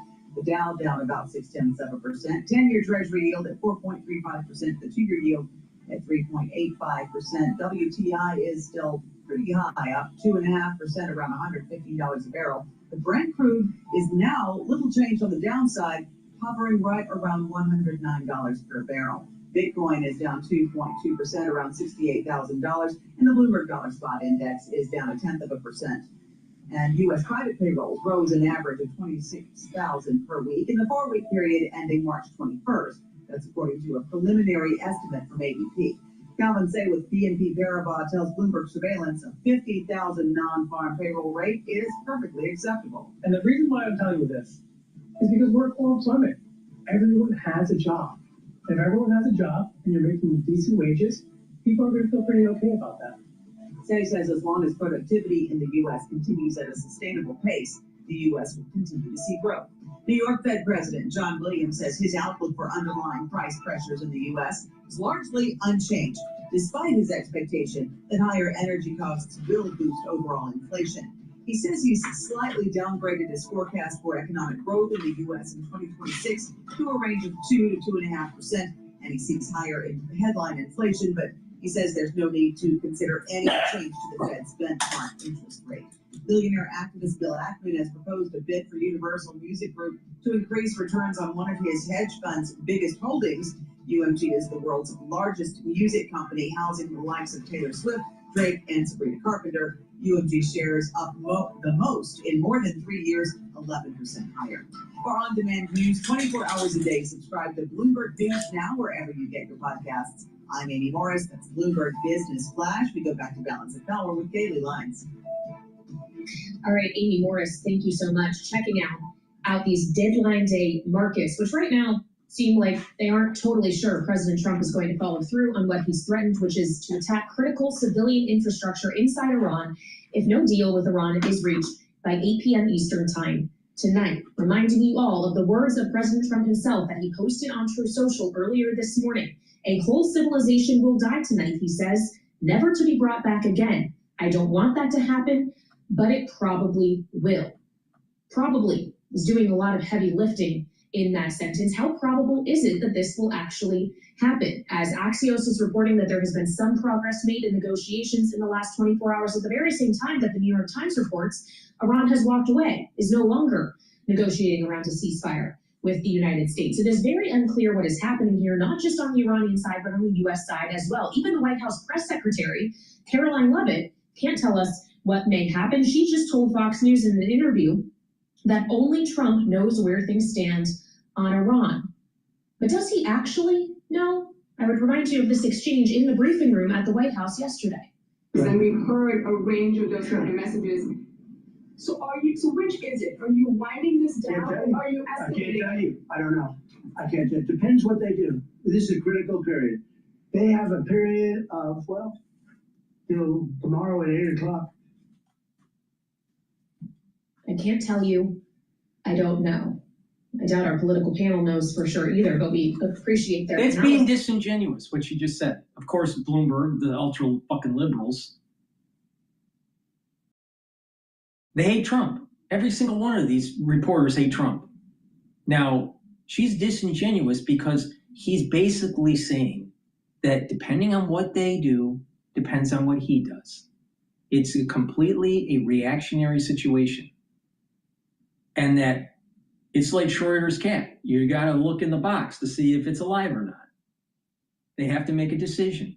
And if they make the decision, then a certain thing happens. Now, you would think that Bloomberg would be able to figure this out because of all the option trading that happens. And option trading is all about probabilities. And, you know, you can have one state at a probability and another state at another probability. And you have to wait for an event to happen before it comes to fruition. That's what Trump said. But of course, she doesn't want to say that. She knows better. She's being disingenuous. Another fucking liberal on Bloomberg. On this, all the same as we turn to them now. Rick Davis and Jeannie Shanzano are with us, of course, Bloomberg politics contributors. Rick, a partner at Stone Court Capital and Republican strategist. Jeannie, a democracy visiting fellow at the Harvard Kennedy School's Ash Center and Democratic analyst. Welcome to you both. Rick, just how problematic is it for the commander-in-chief to be saying he doesn't know what's going to happen at the very same time he is threatening to directly kill a whole civilization? A whole civilization will die tonight? Yeah, well, first of all, I think you got to set aside this whole, killing an entire civilization. I mean, I don't know how much everybody has followed Donald Trump through his career, but hyperbole is his friend. And, he uses words in a way that nobody else would ever think of using them. But they usually have a different definition to him than they do to the rest of us. So I'm going to set aside the fact that the president, on behalf of the American people, are going to commit genocide tonight at 8 o'clock and think more in terms of why we have confusion about what's going to happen tonight in general. And that is that it's very hard to talk to a bunch of Iranian officials who think they're going to get assassinated anytime. And they have a really good reason to believe that because virtually all their friends have been killed by either the Israelis or the Americans over the course of the last 4 weeks. And so starting with that, communication isn't as easy as it would normally be, in a negotiation like this. If you believe the reports, somewhere in between, they seem to be on the verge of a deal to there's no negotiations, is somewhere where we find ourselves between now and 8 o'clock tonight. it would not surprise me that the president doesn't declare victory and say that they've got a deal to reopen the Strait of Hormuz without that deal being completely cooked. But he keeps his finger off the trigger. He walks back some of this hot rhetoric that he's had, and he buys another day, maybe only 24 hours, to keep the heat on the Iranians to come up with a deal. I think if we find out that there's planning to be another negotiating session in person, potentially, as reporting has indicated, Islamabad, then you've got a situation where you might be able to unravel some of the violence that's currently going on. That being said, attacks happened today by both the Israelis and the U.S. contingent, and Iran continues to target soft targets in the region to continue to keep the heat on everybody. So if anybody knows what's going to happen tonight, call Poly Markets and place a bet, because this could be the big one. Well, and Rick, your point is well taken that you can't always take President Trump literally when it comes to his words. And yes, often hyperbole does play a role. But gee, when you take it together, the statement of a whole civilization will die tonight after the president has directly said, we will target civilian infrastructure, power plants, potentially even water infrastructure, desalination plants. These are things that do have consequences to the more than 90 million people in Iran. Because we'd be looking at a president where even if it's not absolute mass destruction. So what? That society needs to rise up and overthrow the theocratic regime in the IRGC. The world is at a crossroad. We cannot continue down the same path that has been happening for the last 47 years. There has to be change. Positive change. And if it takes knocking them into the Stone Age to do it, so be it. They've had ample amounts of time to get their shit together.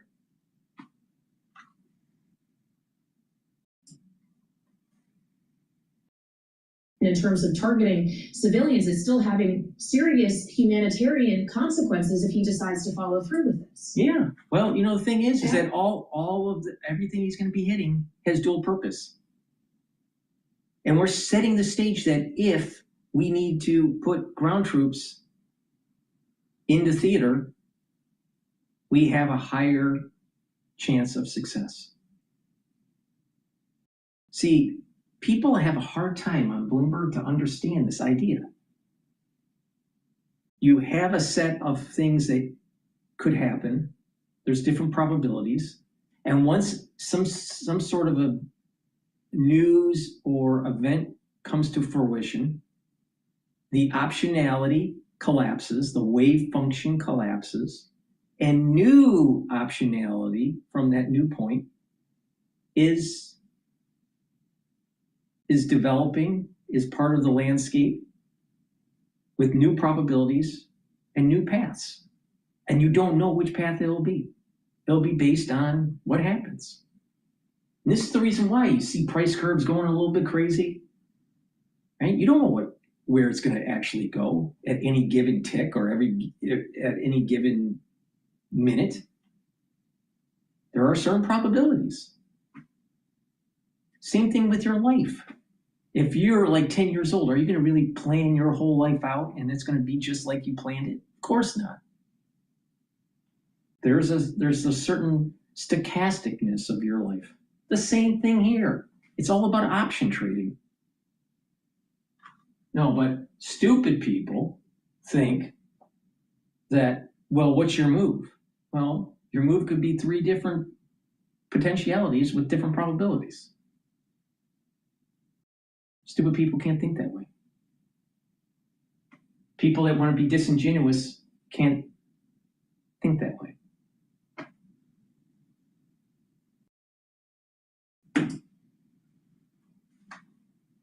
Absolutely, if he decides to follow through with it, I mean, let's be clear on his language. We now are sitting here with the President of the United States waking up this morning and threatening genocide, threatening to destroy an entire civilization, whether he follows through with that or not. That's a president and someone from New York that's saying he's going to knock out their modern way of life. Our modern way of life is heavily predicated on mobility and energy, electricity. You knock out a civilization, you knock out their electrical grid and their ability to move around, they're no longer living in the 21st century. They're living in the 16th century. That's what he meant. That's what he meant. Okay? Now, I know you're a fellow at the Harvard Kennedy School for Ash Center of Democracy. Too bad they didn't say constitutional republic, because a democracy is not something you want. You want a constitutional republic because that protects your property. A pure democracy doesn't protect your property. But she knows better because she's a fellow over at the Harvard Kennedy Center, at Kennedy School. Yeah, she knows better. Of course, she knows that Trump is talking in hyperbole. He's from New York. I mean, what the fuck's wrong with her?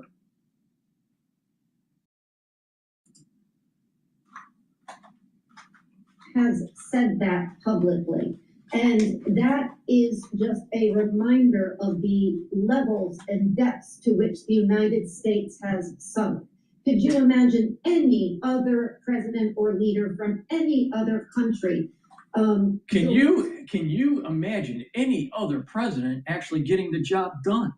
See, here, Trump is in a space at the perfect opportunity with his selection set, with a reconstituted military, to be able to get the job done. All the other presidents failed, including Trump 1.0. Stupid liberal, once again failing.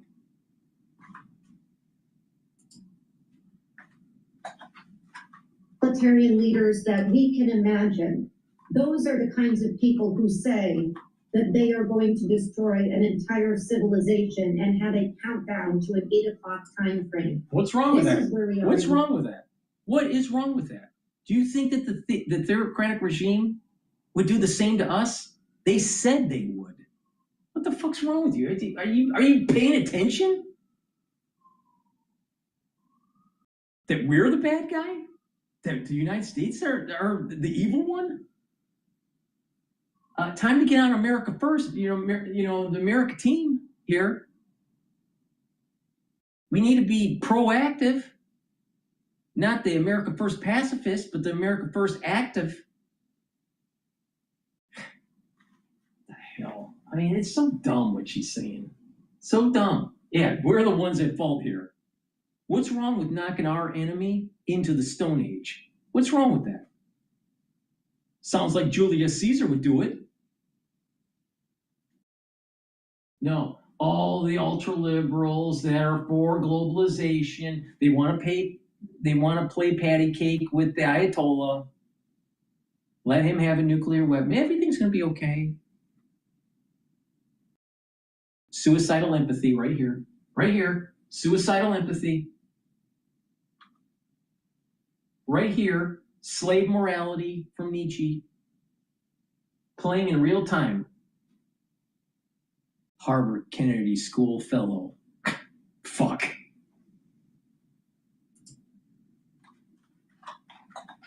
The States, and what is equally distressing is that so few people, with a few exceptions, have stood up, who are people in power in the United States, still in office, have stood up and condemned this. We have Ron Johnson, who has said, I hope the president doesn't really mean this. We've had a few other people, but they stood up for this because if it fails, if Trump fails on the battlefield, then these people are going to rise up and say they, positioned themselves and they knew better.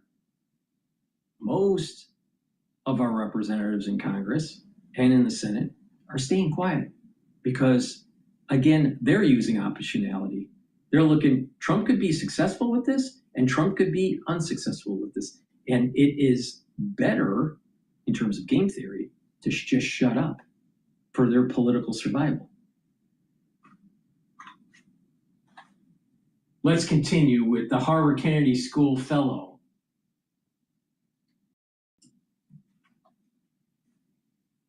To the left, but very few people in his party, and certainly very few people in the military or even in the media who have stood up and called this for what it is.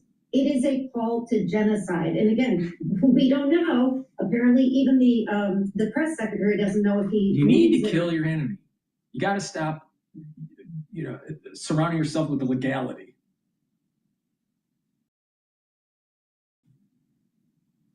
Hello, Jag. Can we bomb our enemy? Or do we have to worry about war crimes?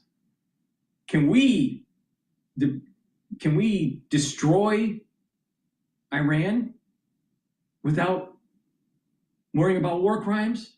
Can we knock out power plants without being worried about war crimes? I mean, come on. Are we gonna literally?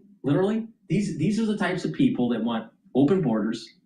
These are the types of people that want to reduce our hegemonic projection in the world. These are the types of people that think that just pushing paper in the paper belt is going to make the world so much safer. No, the reality of the situation is this. To make the world safer, we have to kill our enemies. Sometimes killing your enemies, you got to do things that you may not necessarily want to do. It's not going to be humane. A lot of people are going to die. There's going to be collateral damage. It's going to affect the world economy, but it needs to be done.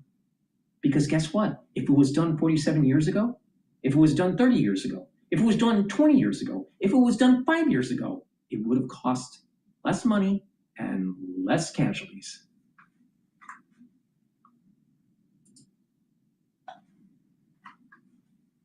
But that's almost beside the point right now. He said it. What I think this reflects in actuality is Donald Trump's desperation. He understands there are no good options for him or the United States in this. He understands not just the US economy, the world economy is on the line. And in fact, I think his presidency is on the line. That is what we've seen. And he woke up Easter morning with that vulgar Truth Social. He's followed it up to. First of all, George Washington swore a lot. More than Trump. George Washington, our first president. George Washington wasn't that successful on the battlefield. The Continental Congress wanted to kick him out as general. Don't bet against Trump. He's blessed. And don't bet against the United States. But the Harvard Kennedy School fellow, visiting fellow, must know better. Yeah, she knows better. Trump's a bad guy. But yet Trump is actually acting more like George Washington. Maybe she should read a history book.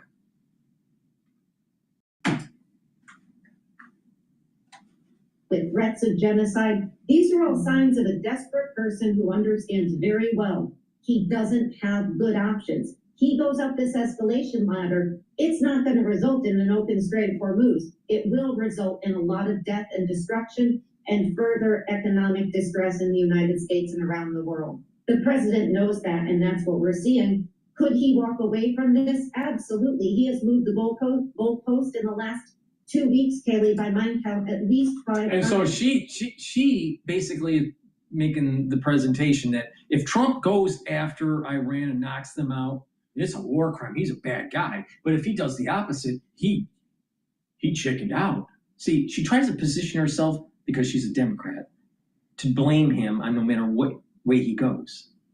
Trump, all you got to do, President Trump, if you're listening, all right, just take my advice. Just get the job done. Don't worry about the international community. And sure as hell, don't worry about people from Harvard Kennedy School. Most of them are dipshits.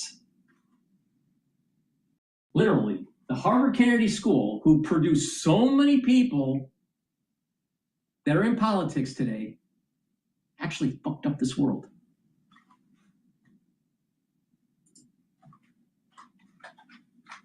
But he may do that, and I hope he does that, but it doesn't make any of what's happened in the last few hours any better. Well, and that moving of the goalpost, Rick, is something you were speaking of too, that you could see this plausibly being an outcome in which the president just extends the deadline. Once again, it would be the fourth time now. But at what point does that become too damaging to the United States' credibility, to his own credibility, for him to continue doing so? You can't do. You You can't kick the can down the road anymore. In context of how this war has been defined from day one. I mean, we had very loose objectives, no real strategy going in. It was a war completely of our choice and Israel's, and yet we no strategy. Yet the war plan, the strategic war plan, was prepared 5 years ago. 5 years ago. Now it was updated based on new intelligence, but it was drafted 5 years ago. What the fuck is this guy saying? There was no strategy. Yet Hegseth, Rubio, Trump, they all said Iran cannot have a nuclear weapon. They must, their military must be degraded. That's the strategy. You may not like it, but it's the strategy. What? See, this is the problem with these people. They think they are so high and mighty. They're so high and mighty. He's Stone Court Capital LP. He's one of the partners. Would you want to have him manage your portfolio? Really? Where he can't discern what the word strategy means? He can't understand that the military actually had this drafted up for 5 years? 5 years. Well, wait a minute. That was during Biden's administration. Wow.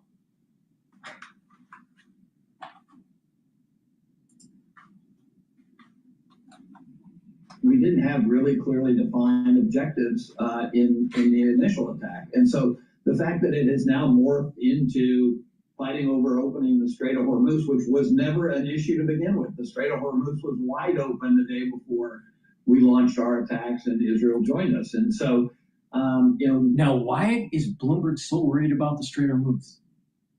Inflation. Because with inflation, the Federal Reserve can't lower rates. Oh, and if you don't have more printed money from the Federal Reserve, you can't keep on growing the stock market. You can't get hot money from the Federal Reserve so you can invest it in Stone Court Capital. That's what this is about. I'm not wrong on this. I know how the game's played. All right? The Strait of Hormuz was a secondary issue.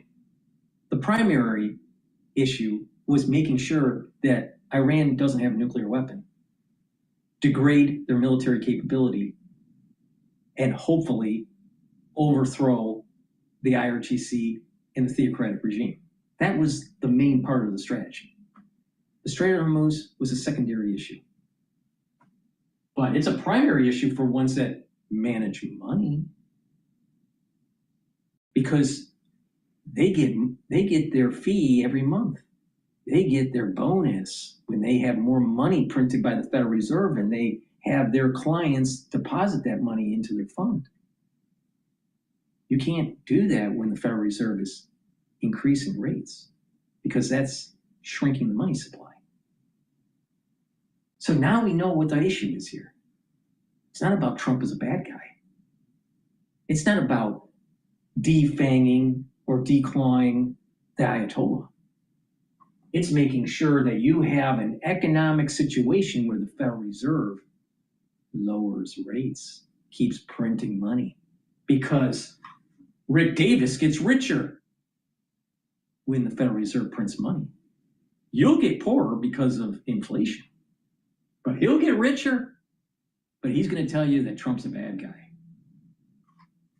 He's a fucking asshole. That's what Rick Davis is.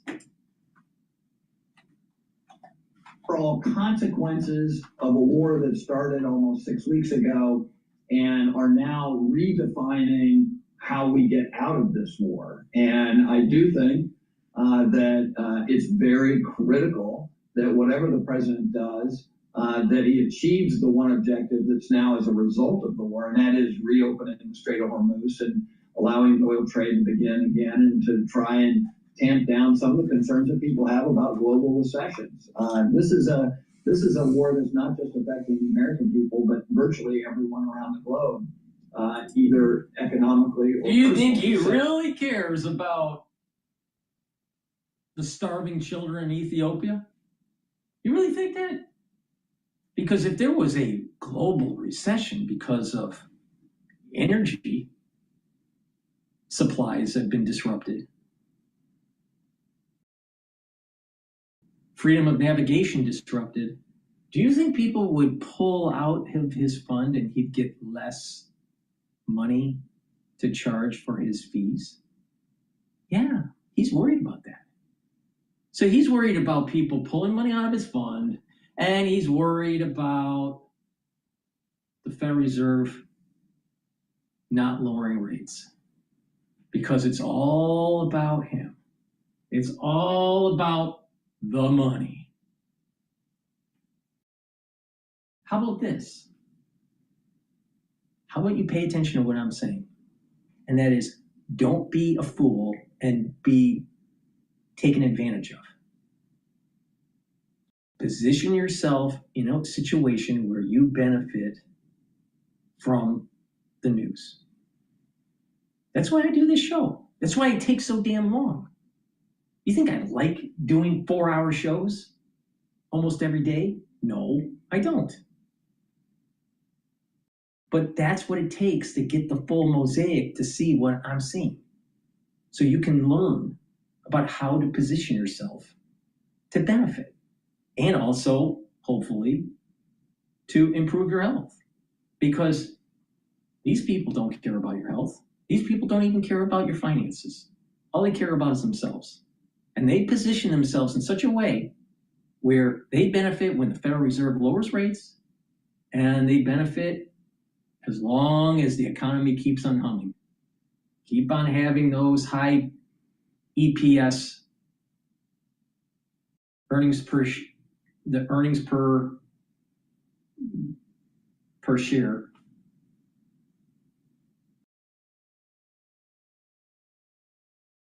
You just keep on climbing. Have those multiples keep on climbing.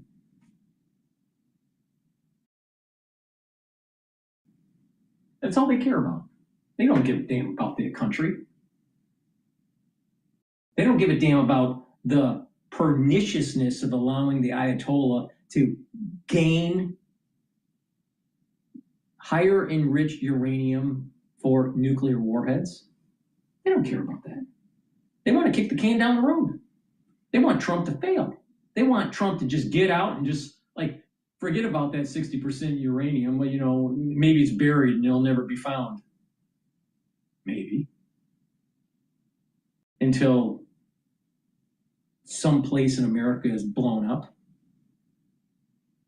and everyone's glowing in the dark. They didn't care about you when they shipped the jobs overseas because they benefited. Paper pushers, the paper belt, makes money, more money, when the Rust Belt is faltering. That's the big little secret. Cheap spatulas at Walmart through importation from China made this fucker rich.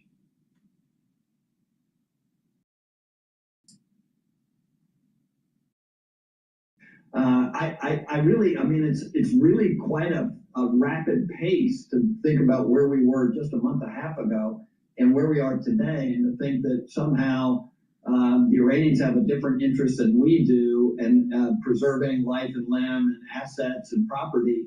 I think, betrays the idea that at some point all the carnage combined doesn't result in a positive outcome for either people. And that's when I think you got a shot at getting a negotiation that satisfies some. I mean, all the various positions as of 8 o'clock tonight get washed away and we start anew. And the question is, are we starting anew with a ceasefire, or are we starting anew, with a significantly upscaled war tempo? Well, and Preferably the that latter. question is when we're going to have to wait to see answered for another 7 or so hours. But Jeannie, the point Rick was just making on the economic consequences of this, not just here at home in the United States, but globally, the president has repeatedly argued that actually the economic burden that needs to be borne isn't really the United States, because we have our own energy. We can withstand this kind of energy shock coming from the Middle East, that it's really more Asia and Europe, NATO countries specifically, that have to be worried. And we heard him in that press conference yesterday, once again, with some pretty strong language on NATO. He said bye-bye. Jeannie, and I wonder if the kind of geopolitical outcomes of this conflict we have to be considering is not just the fate of Iran and of the Middle East, but of the transatlantic alliance too. I think we do. The president has signaled this long before he entered this war, or we entered this war. I think it has gotten worse since we entered. The economic impacts, though, that the president likes to say are not going to be felt here at home are already being felt. Rick just made a really important point. The Strait of Hormuz was open before this war began. There was no threat that it was going to be closed unless we attacked, and we attacked, and now it is closed. That has raised the prices of not just oil, fertilizer, food. Oh, so we're not supposed to attack Iran and try to overthrow the theocratic regime and stop them from having a nuclear weapon and hiding with a defense posture with all these missiles. No, we're not supposed to try to stop them funding terrorism in the Middle East and around the world. No, we're not supposed to do that. Let's forget about them having the hit on Rushdie and poking his eye out. No, let's not remember that. We got to worry about our actions caused the strait to close.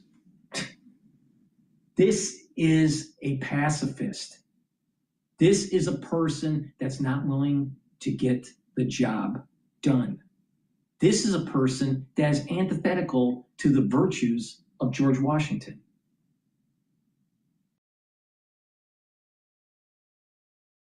But she's a visiting fellow at the Harvard Kennedy School, Ash Center, democracy visiting fellow.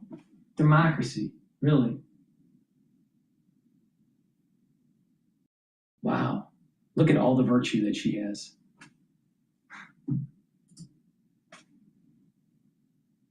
And that is all being felt here at home. You know, our goods are transported on trucks that require diesel. Diesel has gone up dramatically. The price of gas, at least yesterday, Kaylee, the last time I checked, was average. Oh, so we need to decide not to do something that's good for the world because we need cheap diesel. See? This is someone that is a pure democracy type person. She represents failure. She represents weakness. She represents suicidal empathy. She represents slave morality.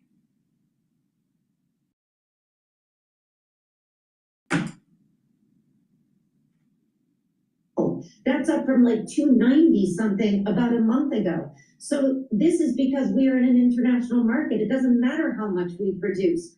Our oil prices and gas prices and the rest of our prices are still going up. So the president can pretend that he can just walk away from this and it will have little impact on us, but that is not true. Likewise, he can talk about moving away from NATO and actually try to do it, which he shouldn't do because Congress has passed a law saying he can't.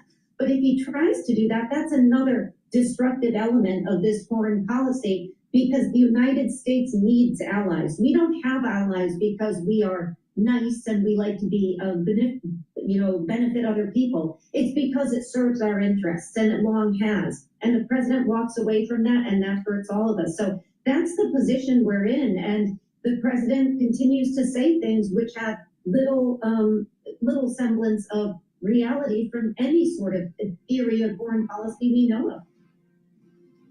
All right, Jeannie Shanzano and Rick Davis, strong stuff today. We appreciate it. The both of you Bloomberg Politics contributors that will be back with us in the second hour of Balance of Power, which starts just about 5 minutes from now as we get closer and closer to this 8 p.m. Eastern Time deadline. Range of legitimate concerns of the United States, of Israel, but also of Iran, is absolutely essential to a lasting peace. But Jen, we just have 30 seconds left here. You don't think a solution that would require that much work can realistically be reached and finalized by 8 p.m. tonight? Absolutely not. And that's where, again, these deadlines that the president continues to throw out are, at the end of the day, I think, counterproductive. Well, they may not stick, or this one may not. It's been moved 3 times. Could he Hopefully Trump bombs the hell out of Iran. All right? Please go to my store, the-studio-reykjavik.com, and get the resveratrol. Help support capitalism and not stupid liberalism. All right?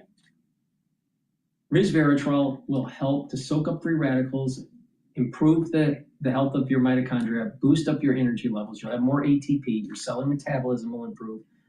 Your youthful gene expression will improve, and it will help to get rid of senescent cells. Resveratrol will also help the basal layer for your skin, so your skin's healthier and you will look younger. This stacks really well with C60, especially for the basal layer for your skin. And lastly, get the cleanse or the Max 35. Take a teaspoon a day, every day, swish in your mouth, gargle about 20 seconds and swallow it. What this will do is boost up your immune system. Improve your oral cavity by neutralizing. Also, it helps with the oral pharynx, maintains that mucosal barrier, and helps the health of the epithelial cells. Super important. This is how your immune system is boosted up innately, and it neutralizes. So your oral hygiene's better, and you're also improving your cardiovascular health, because poor oral hygiene can cause plaque formation. All right? So please go to my store, get the cleanse or the Max 35. Take a teaspoon a day, every day. If you're not feeling well because of the cold season, take a tablespoon or 2 a day. And then once everything's all clear, then go back to your maintenance dose of a teaspoon a day. I've been taking this protocol for over 6 years. Teaspoon a day, every day. It is part of an anti-aging protocol where you take the Max 35 or cleanse, the C60, the turmeric, ashwagandha, and the lignans, the Boomer Boost,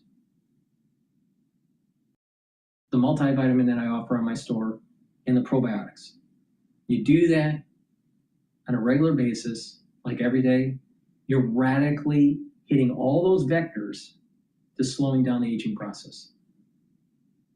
So please go to my store, the-studio-reykjavik.com, and help support the work that I do, and help support your health. If you follow my advice, you will slow down the aging process and even boost up the health of your brain. And I've been saying this stuff for 6 years for the ones that have been following me. And what I've been saying about how to improve your brain function and slow down the aging process has been proven in this book that was published this year. So I'm not wrong. And more people will start realizing that what I have to say is revolutionary. Please go to my store, the-studio-reykjavik.com. Thank you for listening and have a nice day.